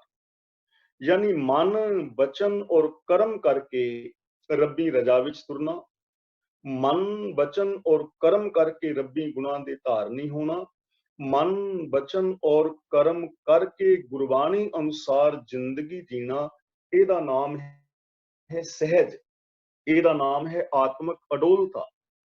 ਤੇ ਜਿਹਦੇ ਅੰਦਰ ਇਹ ਆਤਮਿਕ ਅਡੋਲਤਾ ਪੈਦਾ ਹੋ ਗਈ, ਉਹਦੀ ਜ਼ਿੰਦਗੀ ਚੋਂ ਸੰਸੇ ਮਿਟ ਜਾਣਗੇ, ਉਹਦੀ ਜ਼ਿੰਦਗੀ ਵਿੱਚ ਕੋਈ ਕਨਫਿਊਜ਼ਨ ਨਹੀਂ ਹੈ, ਉਹ ਗੁਰੂ ਦੇ ਗਿਆਨ ਦੀ ਰੋਸ਼ਨੀ ਦੇ ਅੰਦਰ ਐਨ ਵਧੀਆ ਜ਼ਿੰਦਗੀ ਜੀ ਰਿਹਾ ਹੈ। ਉਹਦੇ ਜੀਵਨ ਵਿੱਚ ਆਨੰਦ ਪੈਦਾ ਹੋਏਗਾ। ਜਿੱਥੇ ਸਹਿਮ ਹੈ, ਜਿੱਥੇ ਡਰ ਹੈ, ਜਿੱਥੇ ਕਨਫਿਊਜ਼ਨ ਹੈ, ਜਿੱਥੇ ਦੁਬਦਾ ਹੈ, ਉੱਥੇ ਆਨੰਦ ਨਹੀਂ। ਨਹਿ ਜਾਏ ਸਹਿਸਾ ਕਿਤੈ ਸੰਜਮ, ਰਹਿ ਕਰਮ ਕਮਾਏ। ਰਹੇ ਦਾ ਮਤਲਬ ਰਹਿ ਗਏ, ਹਾਰ ਗਏ, ਥੱਕ ਗਏ। ਨਹਿ ਜਾਏ ਸਹਿਸਾ ਕਿਤੈ ਸੰਜਮ, ਮਾਇਆ ਦੇ ਮੋਹ ਤੋਂ ਪੈਦਾ ਹੋਇਆ ਚਿੰਤਾ, ਸਹਿਮ, ਜੋ ਸੰਸਾ ਹੈ ਸੱਚ ਤੋਂ ਬਿਨਾਂ, ਇਹ ਸੰਸਾ ਕਿਤੇ ਸੰਜਮ ਦਾ ਮਤਲਬ ਕਿਸੇ ਵੀ ਤਰੀਕੇ ਦੇ ਨਾਲ ਨਹੀਂ ਜਾਂਦਾ। ਰਹਿ ਕਰਮ ਕਮਾਏ, ਰਹਿ ਦਾ ਮਤਲਬ ਰਹਿ ਗਏ, ਮਰ ਗਏ, ਹਾਰ ਗਏ, ਥੱਕ ਗਏ। ਅਨੇਕਾਂ ਕਰਮ ਕਮਾ ਕੇ, ਅਨੇਕਾਂ ਕਰਮ ਕਰ ਕਰਕੇ ਸੰਸਾਰ ਦੇ ਲੋਕ ਥੱਕ ਗਏ, ਹਾਰ ਗਏ, ਜ਼ਿੰਦਗੀ ਖਤਮ ਹੋ ਗਈ ਪਰ ਸੰਸਾ ਨਹੀਂ ਗਿਆ, ਸੰਸਾ ਨਹੀਂ ਗਿਆ ਕਰਮਾਂ ਦੇ ਨਾਲ। ਔਰ ਹਕੀਕਤ ਹੈ ਕਿਤਨੇ ਕਰਮ ਕਰ ਲਏ ਨੇ, ਕਿੰਨੇ ਕਰਮ ਕਾਂਡ। ਅਸੀਂ ਜਦੋਂ ਜਪਜੀ ਸਾਹਿਬ ਜੀ ਦੀ ਆਰੰਭਤਾ ਕੀਤੀ ਸੀ ਤਾਂ ਜਿਹੜੀਆਂ ਵੱਡੀਆਂ 4 ਗੱਲਾਂ ਨੇ ਜਿਹੜੀਆਂ ਆਮ ਚੱਲਦੀਆਂ, ਧਾਰਮਿਕ ਕਰਮ ਕਾਂਡ, ਗੁਰੂ ਜੀ ਨੇ ਸ਼ੁਰੂਆਤ ਹੀ ਉੱਥੋਂ ਕੀਤੀ ਹੈ, ਸੋਚੈ ਸੋਚ ਨਾ ਹੋਊ, ਕਿ ਪਵਿੱਤਰਤਾ ਦੇ ਨਾਲ ਤੇ ਆਨੰਦ ਬਣਦਾ ਨਹੀਂ। ਪਵਿੱਤਰਤਾ ਬਾਹਰ ਦੀ ਦੇ ਨਾਲ ਤੇ ਹਿਰਦਾ ਪਵਿੱਤਰ ਨਹੀਂ ਹੁੰਦਾ। ਜਿੰਨਾ ਮਰਜ਼ੀ ਧੋਈ ਜਾਓ ਪਿੰਡੇ ਨੂੰ, ਨਾ ਤੀਰਥਾਂ ਤੇ ਨਹਾਈ ਜਾਓ। ਚੁੱਪੈ ਚੁੱਪ ਨਾ ਹੋਵਈ, ਕਰਮ ਕਾਂਡ ਹੀ ਹੈ ਨਾ ਸਮਾਧੀ ਲਾਣਾ। ਤੁਸੀਂ ਲਾ ਕੇ ਬੈਠੇ ਰਹੋ ਸਮਾਧੀ, ਧਿਆਨ ਜੋੜੀ ਰਹੋ, ਮੈਡੀਟੇਸ਼ਨ ਕਰੀ ਜਾਓ, ਮਨ ਥੋੜੀ ਸ਼ਾਂਤ ਹੁੰਦਾ। ਮਨ ਦੀਆਂ ਤੇ ਲੋੜਾਂ ਨੇ, ਅੰਦਰ ਦੀ ਤੇ એનર્ਜੀ ਹੈ, ਉਸ ਸੋਚ ਨੂੰ ਬਦਲਣਾ ਪੈਣਾ। ਸੋਚ ਬਦਲੀ ਨਹੀਂ, ਬੈਠੇ ਰਹੋ ਮੌਨ ਧਾਰਨ ਕਰਕੇ, 2 ਘੰਟੇ ਬੈਠੇ ਰਹੋ, 2 ਘੰਟੇ ਉੱਠਦਿਆਂ ਸਾਰ 2 ਘੰਟਿਆਂ ਦੇ ਬਾਅਦ ਫਿਰ ਤੁਹਾਡੀ ਸੋਚ ਉਹੀ ਦੀ ਉਹੀ, ਤਾਂ ਫਾਇਦਾ ਕੀ ਹੈ। ਤ੍ਰਿਸ਼ਨਾ ਦੇ ਅਧੀਨ ਰਹਾ, ਕਿਤਨੇ ਵੀ ਪਦਾਰਥ ਇਕੱਠੇ ਕਰ ਲੋ, ਮਨ ਸ਼ਾਂਤ ਨਹੀਂ ਹੈ। ਚਲਾਕੀਆਂ ਕਰ ਲੋ, ਚਤੁਰਾਈਆਂ ਕਰ ਲੋ, ਦੂਜਿਆਂ ਨੂੰ ਇਮੋਸ਼ਨਲ ਬਲੈਕਮੇਲ ਕਰ ਲੋ, ਦੁਨੀਆ ਦੇ ਅੰਦਰ ਆਪਣੇ ਆਪ ਨੂੰ ਧਰਮੀ ਹੋਣ ਦਾ ਢੰਡੋਰਾ ਪਵਾ ਦਿਓ, ਪਰ ਇਹਦੇ ਨਾਲ ਮਾਨਸਿਕਤਾ ਪਵਿੱਤਰ ਹੋ ਦੇ ਨਾਲ ਨਹੀਂ। ਸੋਚ ਪਵਿੱਤਰ ਹੋਣੀ ਚਾਹੀਦੀ ਸੀ, ਤੇ ਸੋਚ ਪਵਿੱਤਰ ਹੋਣੀ ਹੈ ਵਿਚਾਰਾਂ ਦੇ ਨਾਲ, ਬਾਹਰੀ ਕਰਮਕਾਂਡ ਦੇ ਨਾਲ ਨਹੀਂ। ਬਾਹਰੀ ਕਰਮਕਾਂਡ ਨਾਲ ਨਹੀਂ, ਗੁਰੂ ਦੇ ਗਿਆਨ ਦੇ ਨਾਲ। ਗਿਆਨ ਅੰਜਨ ਗੁਰ ਦੀਆ, ਅਗਿਆਨ ਅੰਧੇਰ ਵਿਨਾਸ਼। ਅਗਿਆਨਤਾ ਦਾ ਹਨੇਰਾ ਇਹ ਤਾਂ ਗੁਰੂ ਦੇ ਗਿਆਨ ਰਾਹੀਂ ਖਤਮ ਹੋਇਆ। ਤੇ ਜਦੋਂ ਗਿਆਨ ਦਾ ਦੀਵਾ ਜਗ ਜਾਏ ਨਾ, ਉਦੋਂ ਫਿਰ ਮਨੁੱਖ ਨੂੰ ਆਪ ਪਤਾ ਲੱਗ ਜਾਂਦਾ ਕੀ ਠੀਕ ਹੈ ਔਰ ਕੀ ਗਲਤ ਹੈ। ਗੁਰੂ ਜੀ ਕਹਿੰਦੇ ਹਨ, ਗੁਰੂ ਦੇ ਦੱਸੇ ਗਿਆਨ ਦਾ ਧਾਰਨੀ ਹੋਣ ਤੋਂ ਬਿਨਾ, ਪ੍ਰਭੂ ਦੀ ਸਿਫਤ ਸਲਾਹ ਕਰਨ ਤੋਂ ਬਿਨਾ ਕਦੇ ਵੀ ਸੰਸਾ ਹੋਰ ਕਿਸੇ ਸੰਜਮ ਦੇ ਨਾਲ ਨਹੀਂ ਜਾਂਦਾ। ਹੋਰ ਕੋਈ ਤਰੀਕਾ ਨਹੀਂ ਹੈ, ਇੱਕੋ ਹੀ ਤਰੀਕਾ ਹੈ, ਹੁਕਮ ਰਜ਼ਾਈ ਚੱਲਣਾ। ਨਾਨਕ ਲਿਖਿਆ ਨਾਲ, ਗੁਰੂ ਦੇ ਹੁਕਮ ਅਨੁਸਾਰ ਚੱਲਣਾ, ਰੱਬੀ ਰਜ਼ਾ ਦੇ ਅੰਦਰ ਰਹਿਣਾ, ਰੱਬੀ ਰਜ਼ਾ ਦੇ ਵਿੱਚ ਜੀਣਾ, ਰੱਬ ਦੀ ਸਿਫਤ ਸਲਾਹ ਕਰਨੀ, ਗੁਰਬਾਣੀ ਅਨੁਸਾਰ ਜੀਵਨ ਜੀਣਾ ਹੀ ਇੱਕੋ ਇੱਕ ਸਾਧਨ ਹੈ ਸੰਸਿਆਂ ਤੋਂ ਨਿਵਰਤੀ ਦਾ ਔਰ ਖੁਸ਼ੀ ਦੀ ਪ੍ਰਾਪਤੀ ਦਾ। ਸਹਿ ਸਹਿ ਜਿਉ ਮਲੀਨ ਹੈ। ਹੁਣ ਗੁਰੂ ਪਾਤਸ਼ਾਹ ਜੀ ਕਹਿੰਦੇ ਨੇ ਸੰਸਾ ਜਿਹੜਾ ਹੈ, ਸਹਿਮ ਜਿਹੜਾ ਹੈ, ਇਹਦੇ ਦੇ ਅੰਦਰ ਜਿੰਦ ਮਲੀਨ ਰਹਿੰਦੀ ਹੈ, ਜਿਉ ਮਲੀਨ ਹੈ। ਜਿੰਨਾ ਚਿਰ ਮਨ ਵਿੱਚ ਸਹਿਮ ਹੈ, ਉਹਨਾਂ ਚਿਰ ਚਿੱਤ ਮੈਲਾ ਰਹੇ, ਉਹਨਾਂ ਚਿਰ ਸੋਚ ਮੈਲੀ ਰਹੇ, ਕਿਉਂਕਿ ਸੰਸਾ ਬਣਿਆ ਹੋਇਆ, ਕਨਫਿਊਜ਼ਨ ਹੈ, ਪਤਾ ਨਹੀਂ ਇਹ ਚੀਜ਼ ਠੀਕ ਹੈ ਕਿ ਇਹ ਗਲਤ ਹੈ, ਕਿ ਇਹ ਠੀਕ ਹੈ ਕਿ ਇਹ ਗਲਤ ਹੈ। ਹੋ ਸਕਦਾ ਹੈ ਸੰਸੇ ਦੇ ਅੰਦਰ ਗਲਤ ਕਰਮ ਨੂੰ ਹੀ ਬੰਦਾ ਠੀਕ ਕਹੀਦਾ ਹੈ। ਜਦੋਂ ਤੱਕ ਸਹਿਮ ਹੈ, ਤੌਖਲਾ ਹੈ, ਮੇਰ ਤੇਰ ਦੇ ਵਿੱਚ ਨੇ ਦੋ ਚਿੱਤਾਪਨ ਹੈ, ਉਦੋਂ ਤੱਕ ਜਿੰਦ ਮਲੀਨ ਹੈ, ਜਿੰਦ ਮੈਲੀ ਹੈ, ਸੋਚ ਮੈਲੀ ਹੈ। ਕਿਤ ਸੰਜਮ ਧੋਤਾ ਜਾਏ। ਹੁਣ ਕਿਹੜੇ ਤਰੀਕੇ ਦੇ ਨਾਲ ਧੋਈਏ ਆਪਣਾ ਜੋ ਚਿੱਤ ਹੈ, ਸੋਚ ਹੈ, ਹਿਰਦਾ ਹੈ, ਮੈਂਟੈਲਿਟੀ, ਮਾਨਸਿਕਤਾ ਹੈ। ਇਸ ਸੋਚ ਨੂੰ ਧੋਤਾ ਕਿਵੇਂ ਜਾਏ, ਬੁੱਧ ਨੂੰ ਧੋਤਾ ਕਿਵੇਂ ਜਾਏ, ਅਗਿਆਨਤਾ ਨੂੰ ਖਤਮ ਕਿਵੇਂ ਕੀਤਾ ਜਾਏ। ਜਨਮ ਜਨਮ ਕੀ ਇਸ ਮਨ ਕੋ ਮਲ ਲਾਗੀ, ਕਾਲਾ ਹੋਵਾ ਸਿਆ। ਖਨਲੀ ਧੋਤੀ ਉਜਲੀ ਨਾ ਹੋਈ, ਜੇ 100 ਧੋਵਣ ਪਾ। ਹੁਣ ਮਨ ਮੈਲਾ ਹੈ, ਤੇ ਮਨ ਨੂੰ ਧੋਣ ਵਾਸਤੇ ਜੋ ਵਿਚਾਰ ਦੱਸੇ ਜਾ ਰਹੇ ਨੇ, ਉਹ ਵਿਚਾਰ ਸਾਰੇ ਅਪਣਾ ਕੇ ਵੇਖ ਲਏ ਗਏ ਨੇ, ਪ੍ਰੈਕਟੀਕਲ ਕਰਕੇ ਵੇਖ ਚੁੱਕੇ ਨੇ। ਚਾਹੇ ਉਹ ਪਾਠ ਪੂਜਾ ਹੈ, ਚਾਹੇ ਉਹ ਸਮਾਧੀਆਂ ਨੇ, ਚਾਹੇ ਉਹ ਸੰਸਾਰ ਦਾ ਤਿਆਗ ਹੈ, ਚਾਹੇ ਦਾਨ ਪੁੰਨ ਹੈ, ਜਾਂ ਤੀਰਥਾਂ ਤੇ ਨਹਾਉਣਾ ਹੈ, ਜਾਂ ਹੋਰ ਜਿੰਨੇ ਵੀ ਕਰਮ ਨੇ, ਸਾਰੇ ਕਰਕੇ ਤੇ ਵੇਖ ਲਏ ਗਏ ਨੇ ਤੇ ਅਜਮਾ ਲਏ ਗਏ ਨੇ। ਪਿਆਰੇ ਇਨ ਵਿਦ ਮਿਲਨ ਨਾ ਜਾਈ, ਮੈਂ ਕੀਏ ਕਰਮ ਅਨੇਕਾਂ। ਇਹੋ ਜਿਹੇ ਤੇ ਅਨੇਕ ਕਰਮ ਅਜਮਾ ਲਏ ਗਏ ਨੇ। ਇਹੀ ਕਰਮ ਕਾਂਡ ਦੱਸੇ ਜਾ ਰਹੇ ਨੇ। ਤੁਸੀਂ ਫਲਾਂ ਪਾਠ ਕਰਾ ਲਓ, ਪਾਠ ਕਰ ਲਓ, ਜਾਂ ਤੀਰਥ ਤੇ ਨਾ ਆਇਓ, ਜਾਂ ਇਹ ਕੰਮ ਕਰ ਲਓ। ਕਿਸੇ ਜੋਤਸ਼ੀ ਕੋਲ ਚਲੇ ਜਾਓ, ਤੁਹਾਨੂੰ ਕੁਛ ਹੋਰ ਦੱਸ ਦੇਵੇਗਾ। ਕਿਸੇ ਬਾਬੇ ਕੋਲ ਜਾਓ ਤੇ ਉਹ ਕਹਿੰਦਾ ਸਮੋਸਾ ਕਿਵੇਂ ਖਾਂਦੇ ਹੋ, ਕਿਹੜਾ ਖਾਂਦੇ ਹੋ ਜੀ, ਮੈਂ ਆਲੂ ਵਾਲਾ ਖਾਂਦਾ। ਉਹ ਕਹਿੰਦਾ ਬਸ ਇੱਥੇ ਹੀ ਕਿਰਪਾ ਰੁਕੀ ਹੈ, ਪਨੀਰ ਵਾਲਾ ਖਾਓ, ਕਿਰਪਾ ਹੋ ਜਾਏਗੀ। ਤੇ ਦੂਜੀ ਵਾਲਾ ਜਾਓ ਕਿ ਮੈਂ ਪਨੀਰ ਦਾ ਸਮੋਸਾ ਖਾਧਾ ਤੇ ਕਿਰਪਾ ਤਾਂ ਨਹੀਂ ਹੋਈ। ਉਹ ਕਹਿੰਦਾ ਚਟਨੀ ਪਾਈ ਸੀ, ਕਹਿੰਦਾ ਨਹੀਂ, ਫਿਰ ਚਟਨੀ ਪਾ ਕੇ ਖਾ ਤਾਂ ਤੇਰੀ ਕਿਰਪਾ ਹੋਏਗੀ। ਤਾਂ ਸਾਨੂੰ ਤੇ ਇਹੀ ਕਰਮਕਾਂਡ ਦੱਸੇਗਾ। ਜਦੋਂ ਕਿਤੇ ਜਾਵਾਂਗੇ ਨਾ, ਕਿਸੇ ਬਾਬੇ ਕੋਲ ਜਾਓਗੇ, ਹੋਰ ਦੱਸ ਦੇਗਾ, ਜੋਤਸ਼ੀ ਹੋਰ ਦੱਸ ਦੇਗਾ, ਜੰਤਰਾਂ ਮੰਤਰਾਂ ਵਾਲਾ ਕੁਛ ਹੋਰ ਦੱਸ ਦੇਗਾ। ਕਿਹੜੇ ਸੰਜਮ ਦੇ ਨਾਲ ਧੋਤਾ ਜਾਏ, ਸਵਾਲ ਤਾਂ ਇਹ ਪੈਦਾ ਹੁੰਦਾ। ਤਾਂ ਗੁਰੂ ਜੀ ਕਹਿੰਦੇ ਹਨ, ਮਨ ਧੋਵਹੁ ਸ਼ਬਦ ਲਾਗੋ। ਇੱਥੇ ਸ਼ਬਦ ਦੇ ਦੱਦੇ ਨਾਲ ਸਿਹਾਰੀ ਹੈ, ਸ਼ਬਦ ਵਿੱਚ, ਗੁਰੂ ਦੇ ਉਪਦੇਸ਼ ਵਿੱਚ। ਮਨ ਧੋਵੋ ਦਾ ਮਤਲਬ ਆਪਣੇ ਮਨ ਨੂੰ ਧੋਵੋ। ਕਿਵੇਂ? ਸ਼ਬਦ ਲਾਗੋ, ਸ਼ਬਦ ਦੇ ਵਿੱਚ ਜੁੜੋ।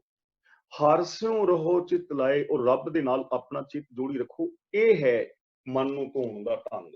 ਭਰੀਏ ਮਤ ਪਾਪਾਂ ਕੈ ਸੰਗ, ਉਹ ਧੋਪੈ ਨਾਮੇ ਕੇ ਰੰਗ। ਰੰਗ ਦਾ ਮਤਲਬ ਪ੍ਰੇਮ, ਨਾਮ ਦਾ ਮਤਲਬ ਸੱਚ। ਸੱਚ ਦੇ ਪ੍ਰੇਮ ਨਾਲ ਰੱਬੀ ਰਜਾ ਦੇ ਅੰਦਰ ਤੁਰਨ ਦਾ ਪ੍ਰੇਮ ਪੈਦਾ ਹੋ ਜਾਏ। ਗੁਰੂ ਦਾ ਉਪਦੇਸ਼, ਸ਼ਬਦ ਦਾ ਮਤਲਬ ਗੁਰੂ ਦਾ ਉਪਦੇਸ਼, ਗੁਰੂ ਦਾ ਦਿੱਤਾ ਵੇ ਆਫ ਲਾਈਫ। ਰਾਜਨੀਤਿਕ, ਧਾਰਮਿਕ, ਆਰਥਿਕ, ਸਮਾਜਿਕ, ਸਰੀਰਕ, ਮਾਨਸਿਕ, ਬੌਧਿਕ, ਆਤਮਕ ਔਰ ਪਰਿਵਾਰਕ, ਵਿਵਹਾਰਕ ਤੌਰ ਤੇ ਗੁਰੂ ਦੇ ਸ਼ਬਦ ਮੁਤਾਬਕ ਜ਼ਿੰਦਗੀ ਜੀਣੀ। ਸਦਾ ਮੁਕੰਮਲ ਜੀਵਨ ਸਰੀਰਕ, ਮਾਨਸਿਕ, ਬੌਧਿਕ, ਆਤਮਕ ਤੌਰ ਤੇ ਗੁਰੂ ਬਾਣੀ ਮੁਤਾਬਕ ਹੋਵੇ। ਸਾਡੀ ਸੋਚ, ਸਾਡੇ ਬੋਲ, ਸਾਡਾ ਵਿਹਾਰ, ਸਾਡਾ ਮਿਲਨ, ਸਾਡਾ ਵਪਾਰ, ਸਾਡਾ ਕਾਰੋਬਾਰ, ਕੋਈ ਵੀ ਹੈ, ਗੁਰਬਾਣੀ ਦੀ ਰੋਸ਼ਨੀ ਵਿੱਚ ਹੋਵੇ। ਇਹਨੂੰ ਕਹਿੰਦੇ ਨੇ ਸ਼ਬਦ ਦੇ ਵਿੱਚ ਲੱਗਣਾ, ਗੁਰੂ ਦੇ ਉਪਦੇਸ਼ ਮੁਤਾਬਕ ਜ਼ਿੰਦਗੀ ਜੀਣੀ। ਸ਼ਬਦ ਵਿੱਚ ਲੱਗਣ ਦਾ ਮਤਲਬ ਕੇਵਲ ਪਾਠ ਪੜ੍ਹ ਲੈਣਾ ਨਹੀਂ, ਕੇਵਲ ਵਿਚਾਰ ਲੈਣਾ ਨਹੀਂ। ਇਹਦਾ ਮਤਲਬ ਇਹ ਨਹੀਂ ਕਿਸੇ ਪਾਠ ਪੜ੍ਹਨਾ ਨਹੀਂ। ਹਰ ਸਿੱਖ ਨੂੰ ਬਾਣੀ ਪੜ੍ਹਨੀ ਚਾਹੀਦੀ ਹੈ, ਹਰ ਸਿੱਖ ਨੂੰ ਬਾਣੀ ਵਿਚਾਰਨੀ ਚਾਹੀਦੀ ਹੈ, ਗੁਰੂ ਦੇ ਉਪਦੇਸ਼ ਮੁਤਾਬਕ ਜੀਣਾ ਚਾਹੀਦਾ ਹੈ। ਆਖਾਂ ਜੀਵਾਂ ਵਿਸਰੇ ਮਰ ਜਾਉ। ਜੇ ਬੰਦਾ ਗੁਰੂ ਦੇ ਉਪਦੇਸ਼ ਨੂੰ ਛੱਡੇਗਾ, ਸੱਚ ਨੂੰ ਛੱਡੇਗਾ, ਤਾਂ ਉਹਨੂੰ ਆਤਮਕ ਮੌਤ ਦਾ ਖਤਰਾ ਸਹੇੜਨਾ ਪਵੇਗਾ। ਜੋ ਸੱਚ ਨਾਲੋਂ ਮੂੰਹ ਮੋੜੇਗਾ, ਉਹਨੂੰ ਦੁੱਖਾਂ ਦੇ ਸਾਗਰ ਵਿੱਚ ਗਰਕ ਹੋਣਾ ਪਵੇਗਾ, ਉਹਨੂੰ ਫੇਲੀਅਰ ਬਣਨਾ ਪਵੇਗਾ, ਉਹਦੀ ਜੀਵਨ ਬਾਜੀ ਨੂੰ ਹਾਰ ਜਾਏਗਾ। ਇਸ ਲਈ ਸਮਾਜ ਦੇ, ਸੰਸਾਰ ਦੇ ਹਰ ਇਨਸਾਨ ਨੂੰ, ਹਰ ਵਰਗ ਨੂੰ ਸੱਚ ਦੇ ਨਾਲ ਜੁੜਨਾ ਚਾਹੀਦਾ ਹੈ, ਸਚਿਆਰ ਹੋਣ ਦਾ ਯਤਨ ਕਰਨਾ ਚਾਹੀਦਾ ਹੈ। ਤੇ ਉਹਦੇ ਵਾਸਤੇ ਇੱਕੋ ਹੀ ਚੀਜ਼ ਹੈ, ਗੁਰੂ ਦਾ ਸ਼ਬਦ। ਮਨ ਧੋਵੋ ਸ਼ਬਦ ਲਾਗੋ। ਗੁਰੂ ਦੇ ਉਪਦੇਸ਼ ਦੇ ਨਾਲ ਜੁੜੋ ਭਾਈ। ਪਰਿਵਾਰ ਦੇ ਅੰਦਰ ਜੇ ਜ਼ਿੰਦਗੀ ਜੀ ਰਹੇ ਹੋ ਤਾਂ ਗੁਰੂ ਦਾ ਉਪਦੇਸ਼ ਕੀ ਕਹਿੰਦਾ ਹੈ? ਜੇ ਤੁਸੀਂ ਬੱਚੇ ਹੋ ਤੇ ਮਾਂ-ਬਾਪ ਦੇ ਨਾਲ ਝਗੜਾ ਨਾ ਕਰੋ। ਪੂਤ ਕਾਹੇ ਝਗੜਤ ਹੋ ਸੰਗ ਬਾਪ, ਜਿਨ ਕੇ ਜਣੇ ਬਡੀਰੇ ਤੁਮ ਹੋ, ਤਿਨ ਸਿਉ ਝਗੜਤ ਪਾਪ।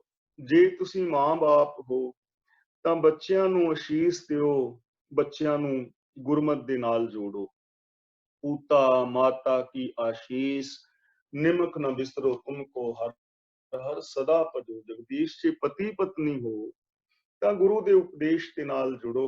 ਧਨ ਫਿਰ ਇਹ ਨਾ ਆਖੀਏ ਬਹਿਨ ਇਕੱਠੇ ਹੋਏ, ਏਕ ਜੋਤ ਦੋਇ ਮੂਰਤੀ ਧਨ ਫਿਰ ਕਹੀਐ ਸੋਈ। ਗੁਰੂ ਦੇ ਸਿੱਖ ਤਾਂ ਹੀ ਹਾਂ। ਗੁਰ ਸਤਗੁਰ ਕਾ ਜੋ ਸਿੱਖ ਅਖਾਏ, ਸੋ ਭਲਕੇ ਉਠ ਹਰ ਨਾਮ ਧਿਆਵੈ। ਉਦਮ ਕਰੇ ਭਲਕੇ ਪ੍ਰਭਾਤੀ, ਇਸ਼ਨਾਨ ਕਰੇ ਅੰਮ੍ਰਿਤਸਰ ਨਹਾਵੈ। ਤੇ ਸ਼ਬਦ ਦੇ ਲਾਸਟ ਵਿੱਚ ਕਹਿੰਦੇ ਨੇ, ਜਨ ਨਾਨਕ ਧੂਤ ਮੰਗੇ ਤਿਸ ਗੁਰ ਸਿੱਖੀ, ਜੋ ਆਪ ਜਪੈ ਅਵਰੈ ਨਾਮ ਜਪਾਵੈ। ਆਪ ਵੀ ਸੱਚ ਦੇ ਨਾਲ ਜੁੜਨਾ ਤੇ ਦੂਜਿਆਂ ਨੂੰ ਵੀ ਸੱਚ ਨਾਲ ਜੁੜਨਾ। ਇਹੀ ਹੈ ਨਾ ਸ਼ਬਦ। ਜੇ ਭਰਾ ਹੋ ਤੇ ਭਰਾ ਦੇ ਨਾਲ ਭਰਾ ਵਾਲਾ ਵਿਹਾਰ, ਯਾਨੀ ਸਭ ਨੂੰ ਆਧਾਰ ਬਣਾ ਕੇ ਮਨੁੱਖੀ ਫਰਜ਼ਾਂ ਨੂੰ ਪੂਰਿਆਂ ਕਰੋ। ਗੁਰੂ ਦੇ ਉਪਦੇਸ਼ ਮੁਤਾਬਕ ਮੁਕੰਮਲ ਜ਼ਿੰਦਗੀ ਜੀਵੋ। ਰੱਬੀ ਗੁਣਾਂ ਦੇ ਨਾਲ ਆਪਣਾ ਚਿੱਤ ਜੋੜੀ ਰੱਖੋ, ਸੱਚ ਨਾਲ, ਨਿਰਭੈਤਾ ਨਾਲ, ਨਿਰਵੈਰਤਾ ਨਾਲ, ਦਇਆ ਦੇ ਨਾਲ, ਪ੍ਰੇਮ ਦੇ ਨਾਲ, ਇਹਨਾਂ ਗੁਣਾਂ ਦੇ ਨਾਲ ਆਪਣੇ ਚਿੱਤ ਨੂੰ ਜੋੜੀ ਰੱਖੋ। ਇਹ ਹੈ ਚਿੱਤ ਨੂੰ ਧੋਣ ਦਾ ਸਾਧਨ। ਜੇ ਝੂਠ ਹੈ ਨਾ ਚਿੱਤ ਵਿੱਚ, ਤੇ ਉਹਨੇ ਸੱਚ ਨਾਲ ਧੁੱਪਣਾ ਹੈ। ਜੇ ਕ੍ਰੋਧ ਹੈ ਨਾ ਮਨ ਵਿੱਚ, ਆਮ ਅਸੀਂ ਪੁੱਛਦੇ ਹਾਂ ਨਾ ਵੀ ਗੁੱਸਾ ਬੜਾ ਹੁੰਦਾ, ਗੁੱਸੇ ਤੇ ਕੰਟਰੋਲ ਕਿਵੇਂ ਕਰੀਏ? ਜੇ ਗੁੱਸੇ ਨੂੰ ਬਾਹਰ ਕੱਢਣਾ ਹੈ ਤਾਂ ਉਹਨੇ ਪ੍ਰੇਮ ਨਾਲ ਨਿਕਲਣਾ ਹੈ। ਪ੍ਰੇਮ ਦੇ ਨਾਲ ਚਿੱਤ ਨੂੰ ਧੋਵੋ, ਆਪਣੇ ਅੰਦਰ ਪ੍ਰੇਮ ਹੀ ਪੈਦਾ ਕਰੋ, ਕ੍ਰੋਧ ਆਪੇ ਖਤਮ ਹੋ ਜਾਏਗਾ। ਨਿਰਦੈਤਾ ਹੈ ਤੇ ਆਪਣੇ ਹਿਰਦੇ ਨੂੰ ਦਇਆ ਦੇ ਨਾਲ ਧੋਵੋ। ਈਰਖਾ ਦਵੇਸ਼ ਹੈ, ਪ੍ਰੇਮ ਦੇ ਨਾਲ ਧੋਵੋ। ਜੇ ਅੰਦਰ ਹੰਕਾਰ ਹੈ ਨਾ, ਦੂਜਿਆਂ ਨੂੰ ਨੀਵੇਂ ਵਿਖਾਉਣ ਦੀ ਭਾਵਨਾ ਹੈ, ਤਾਂ ਨਿਮਰਤਾ ਦੇ ਨਾਲ ਧੋਵੋ। ਭਾਵ ਕਿ ਇਹਨਾਂ ਰੱਬੀ ਗੁਣਾਂ ਦੇ ਨਾਲ ਚਿੱਤ ਜੋੜੀ ਰੱਖੋ, ਮਨ ਧੋਵੋ, ਸ਼ਬਦ ਲਾਗੋ, ਹਰਸਿਓ ਰਹੋ ਚਿਤ ਲਾਏ। ਗੁਰੂ ਸ਼ਬਦ ਰਾਹੀਂ ਆਪਣੇ ਮਨ ਦੀ ਮੈਲ ਦੂਰ ਕਰੋ ਔਰ ਪ੍ਰਭੂ ਪਰਮਾਤਮਾ ਦੇ ਗੁਣਾਂ ਦੇ ਨਾਲ ਹਮੇਸ਼ਾ ਜੁੜੇ ਰਹੋ। ਕਹਿ ਨਾਨਕ ਗੁਰ ਪ੍ਰਸਾਦੀ ਸਹਿਜ ਉਪਜੈ। ਧੰਨ ਗੁਰੂ ਅਮਰਦਾਸ ਜੀ ਮਹਾਰਾਜ ਬਚਨ ਕਰਦੇ ਹਨ ਕਿ हे ਭਾਈ, ਗੁਰੂ ਦੀ ਕਿਰਪਾ ਦੇ ਨਾਲ ਸਹਿਜ ਪੈਦਾ ਹੋਏਗਾ, ਗੁਰੂ ਦੀ ਕਿਰਪਾ ਨਾਲ। ਤੇ ਗੁਰੂ ਦੀ ਕਿਰਪਾ ਕੀ ਹੈ? ਗੁਰੂ ਦੀ ਕਿਰਪਾ ਹੈ ਗੁਰੂ ਦਾ ਗਿਆਨ। ਆਨੰਦ ਆਨੰਦ ਸਭ ਕੋ ਹੈ, ਆਨੰਦ ਗੁਰੂ ਤੇ ਜਾਣਿਆ। ਜਾਣਿਆ ਆਨੰਦ ਸਦਾ ਗੁਰ ਤੇ, ਕਿਰਪਾ ਕਰੇ ਪਿਆਰਿਆ। ਕਰ ਕਿਰਪਾ ਕਿਲਵਿਖ ਕੱਟੇ, ਗਿਆਨ ਸਾਰਿਆ। ਅੰਦਰੋਂ ਤਿਨਕਾ ਸ਼ਬਦ ਚੈ ਸਵਾਰਿਆ। ਕਹਿ ਨਾਨਕ ਇਹ ਆਨੰਦ ਹੈ, ਆਨੰਦ ਗੁਰੂ ਤੇ ਜਾਣਿਆ। ਗੁਰੂ ਦੀ ਕਿਰਪਾ ਹੈ ਗੁਰੂ ਦਾ ਗਿਆਨ। ਗੁਰੂ ਦੇ ਗਿਆਨ ਮੁਤਾਬਕ ਜ਼ਿੰਦਗੀ ਜੀਣੀ ਤੇ ਯਾਦ ਰੱਖਣਾ, ਜਿੱਥੇ ਗੁਰੂ ਦਾ ਗਿਆਨ ਹੋਏਗਾ, ਜਿਸ ਦੇ ਹਿਰਦੇ ਵਿੱਚ ਗੁਰੂ ਦੇ ਗਿਆਨ ਦਾ ਦੀਵਾ ਜਗਿਆ ਹੋਏਗਾ, ਮਾਨਸਿਕਤਾ, ਸੋਚ ਦੇ ਅੰਦਰ, ਦਿਮਾਗ ਵਿੱਚ, ਬੁੱਧ ਵਿੱਚ, ਉਹਦੀਆਂ ਕੁਝ ਨਿਸ਼ਾਨੀਆਂ ਹੋਣਗੀਆਂ, ਜੀਵਨ ਦੇ ਵਿੱਚ ਤਬਦੀਲੀ ਆ ਜਾਏਗੀ। ਭਗਤ ਕਬੀਰ ਜੀ ਦਾ ਇੱਕ ਬਹੁਤ ਪਿਆਰਾ ਸ਼ਬਦ ਹੈ, ਫੀਲ ਰਬਾਬੀ ਬਲਦ ਪਖਾਵਜ, ਕਊਆ ਤਾਲ ਬਜਾਵੇ। ਪਹਿਰ ਚੋਲਨਾ ਗਧਾ ਨਾਚੈ, ਭੈਂਸਾ ਭਗਤ ਕਰਾਵੇ। ਰਾਜਾ ਰਾਮ ਕਕਰੀ ਆਮਰੇ ਪਕਾਏ, ਕਿਨੇ ਬੂਝਨ ਹਾਰੇ ਖਾਏ। ਇਸ ਸ਼ਬਦ ਨੂੰ ਜਦੋਂ ਅਸੀਂ ਪੜ੍ਹਦੇ ਹਾਂ ਤਾਂ ਅੱਖਰੀ ਅਰਥ ਤਾਂ ਇਹਦੇ ਇਹੀ ਬਣਨਗੇ, ਫੀਲ ਰਬਾਬੀ। ਫੀਲ ਦਾ ਮਤਲਬ ਹਾਥੀ, ਰਬਾਬੀ ਦਾ ਮਤਲਬ ਰਬਾਬ ਵਜਾਉਣ ਵਾਲਾ। ਹਾਥੀ ਰਬਾਬ ਵਜਾ ਰਿਹਾ ਹੈ। ਹੁਣ ਜੇ ਆਮ ਦੁਨੀਆ ਵਿੱਚ ਵੇਖੀਏ ਤਾਂ ਹਾਥੀ ਤਾਂ ਰਬਾਬ ਨਾ ਵਜਾਉਂਦਾ, ਨਾ ਵਜਾ ਸਕਦਾ। ਇੱਥੇ ਹੁਣ ਹਾਥੀ ਪ੍ਰਤੀਕ ਹੈ। ਇੱਥੇ ਜੋ ਗੁਰੂ ਗਿਆਨ ਦੇ ਨਾਲ ਚੇਂਜਿੰਗ ਆਈ ਹੈ ਨਾ, ਤਬਦੀਲੀ ਆਈ ਹੈ, ਉਹਦਾ ਜ਼ਿਕਰ ਹੈ ਕਿ हे ਪ੍ਰਭੂ, ਤੇਰੇ ਚਰਨਾਂ ਦੀ ਸ਼ਰਨ ਵਿੱਚ ਆਉਣ ਤੋਂ ਪਹਿਲਾਂ ਮੇਰਾ ਇਹ ਮਨ ਹਾਥੀ ਸੀ, ਹੰਕਾਰੀ ਸੀ।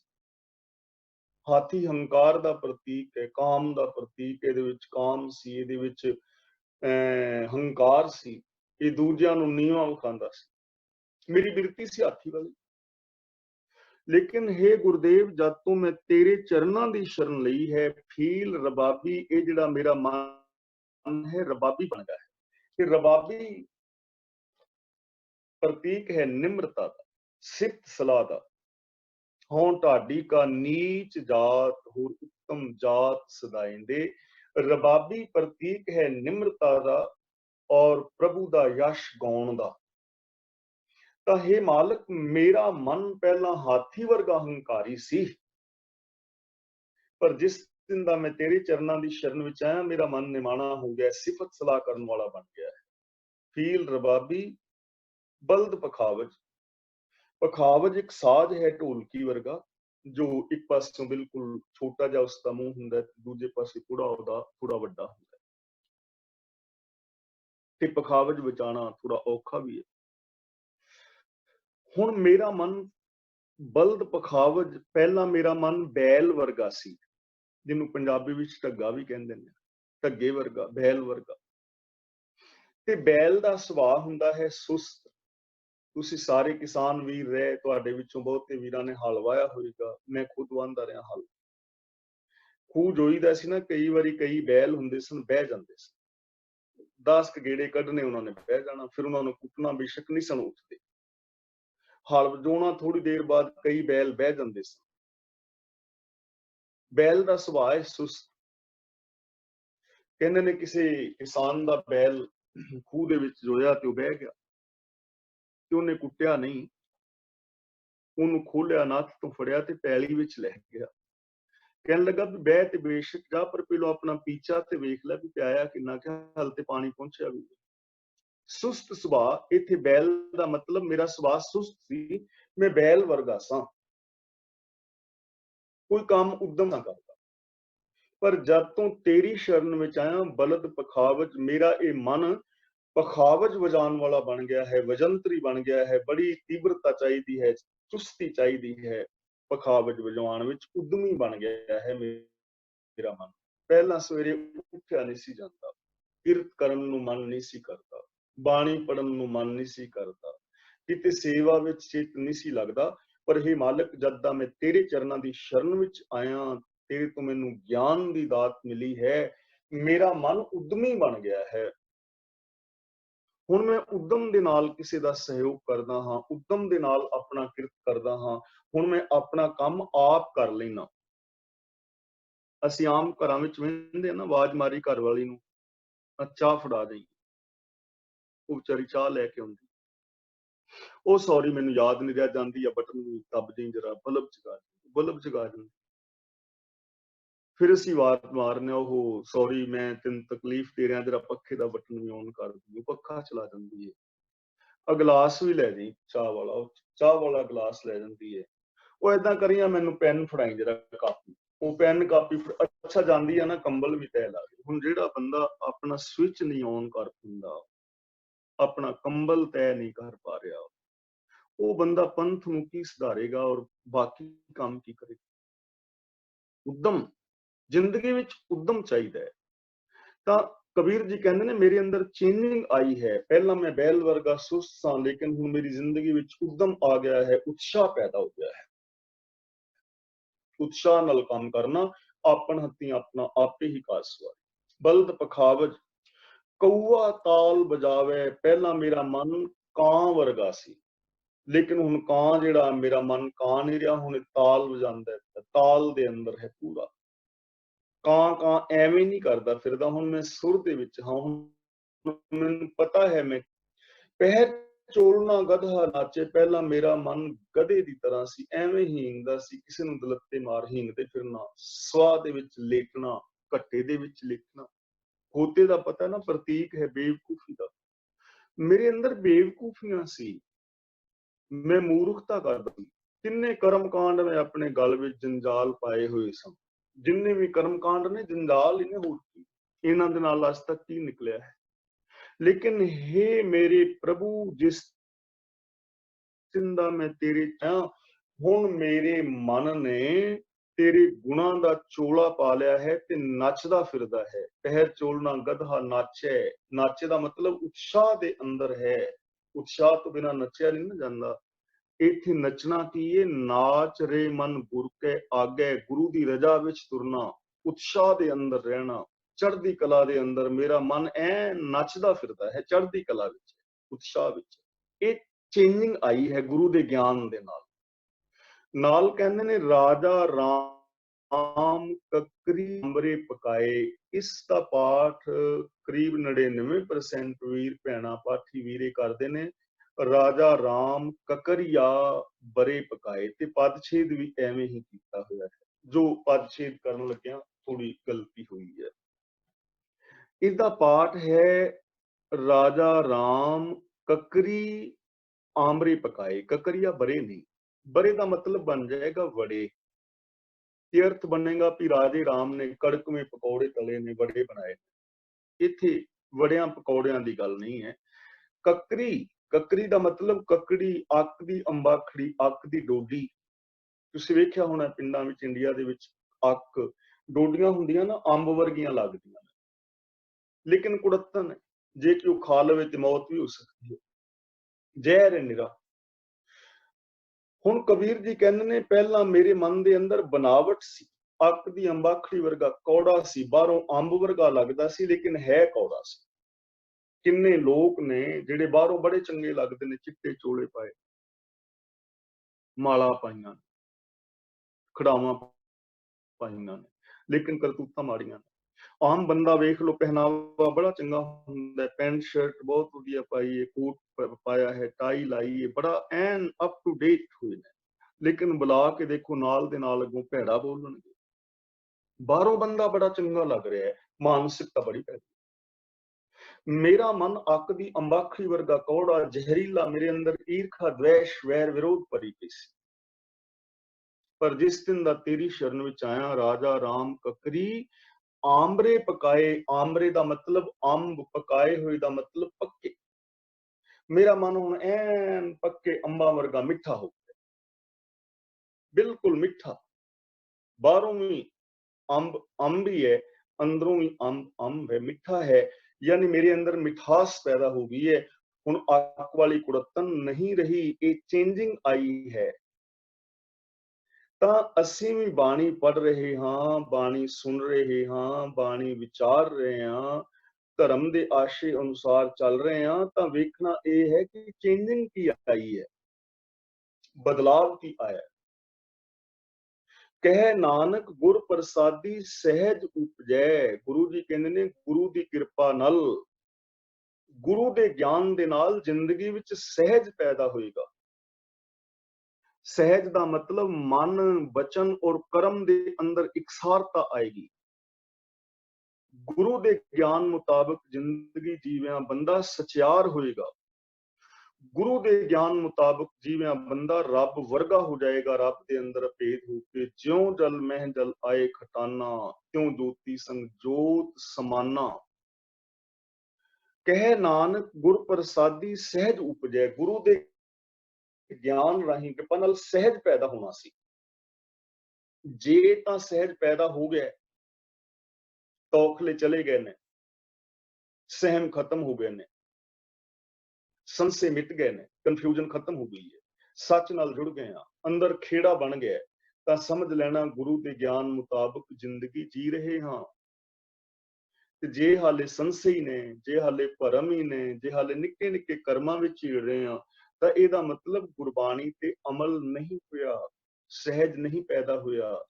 ਇਹ ਅਸਾਂ ਪਰਖਣਾ ਹੈ ਆਪਣੇ ਆਪ ਨੂੰ। ਮੈਂ ਆਪਣੇ ਆਪ ਨੂੰ, ਤੁਸੀਂ ਆਪਣੇ ਆਪ ਨੂੰ। ਹਰ ਬੰਦੇ ਨੇ ਆਪਣਾ ਆਪਾ ਪਰਖਣਾ ਹੈ। ਮੇਰੇ ਅੰਦਰਲੇ ਦਾ ਤੁਹਾਨੂੰ ਨਹੀਂ ਪਤਾ, ਤੁਹਾਡੇ ਅੰਦਰਲੇ ਦਾ ਮੈਨੂੰ ਨਹੀਂ ਪਤਾ।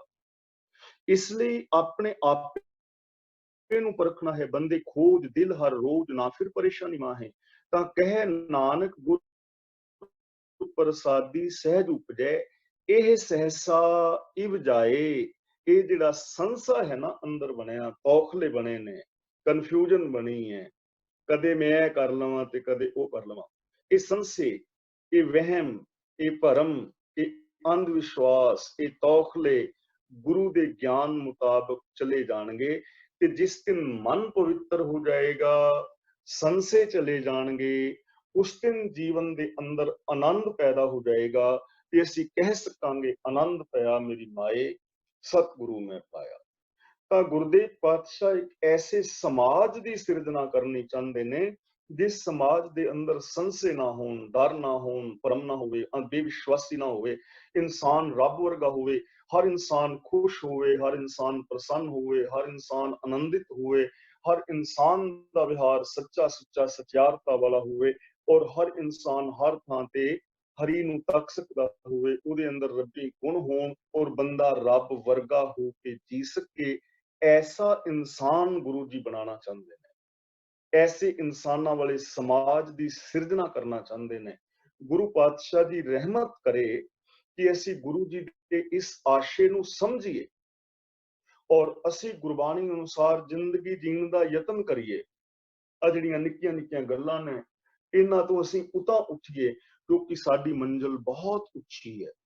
ਰੱਬ ਵਰਗੇ ਅਸਾਂ ਹੋ ਕੇ ਜੀਣਾ ਹੈ, ਸੰਸਿਆਂ ਤੋਂ ਮੁਕਤ ਹੋਣਾ ਹੈ, ਬੰਧਨਾਂ ਤੋਂ ਆਜ਼ਾਦ ਹੋਣਾ ਹੈ, ਈਰਖਾ ਦੁਆਇ ਸ਼ੰਕਾਰ ਤੋਂ, ਵਿਕਾਰਾਂ ਤੋਂ ਆਜ਼ਾਦ ਹੋਣਾ ਹੈ, ਆਪਣੀ ਅੰਦਰਲੀ ਮਾਨਸਿਕਤਾ ਨੂੰ ਪਵਿੱਤਰ ਕਰਨਾ ਹੈ, ਬੋਲਾਂ ਨੂੰ ਪਵਿੱਤਰ ਕਰਨਾ ਹੈ, ਵਿਹਾਰ ਨੂੰ ਪਵਿੱਤਰ ਕਰਨਾ ਹੈ। ਇਸ ਸਮਾਜ ਨੂੰ ਅਸਾਂ ਸੰਸਾਰ ਨੂੰ ਸਵਰਗ ਬਣਾਉਣਾ ਹੈ। ਇਹਦੇ ਵਾਸਤੇ ਅਸਾਂ ਯਤਨ ਕਰਨੇ ਨੇ। ਆਪਣ ਹੱਥੀਂ ਆਪਣਾ ਆਪੇ ਹੀ ਕਾਜ ਸਵਾਰੀਏ ਵਾਲੀ ਭਾਵਨਾ ਲੈ ਕੇ ਹਰ ਵੀਰ ਭੈਣ ਨੇ ਆਪਣੀ ਜ਼ਿੰਮੇਵਾਰੀ ਨਿਭਾਉਣੀ ਹੈ। ਮੈਂ ਇੱਥੇ ਸਮਾਪਤੀ ਕਰਦਾ।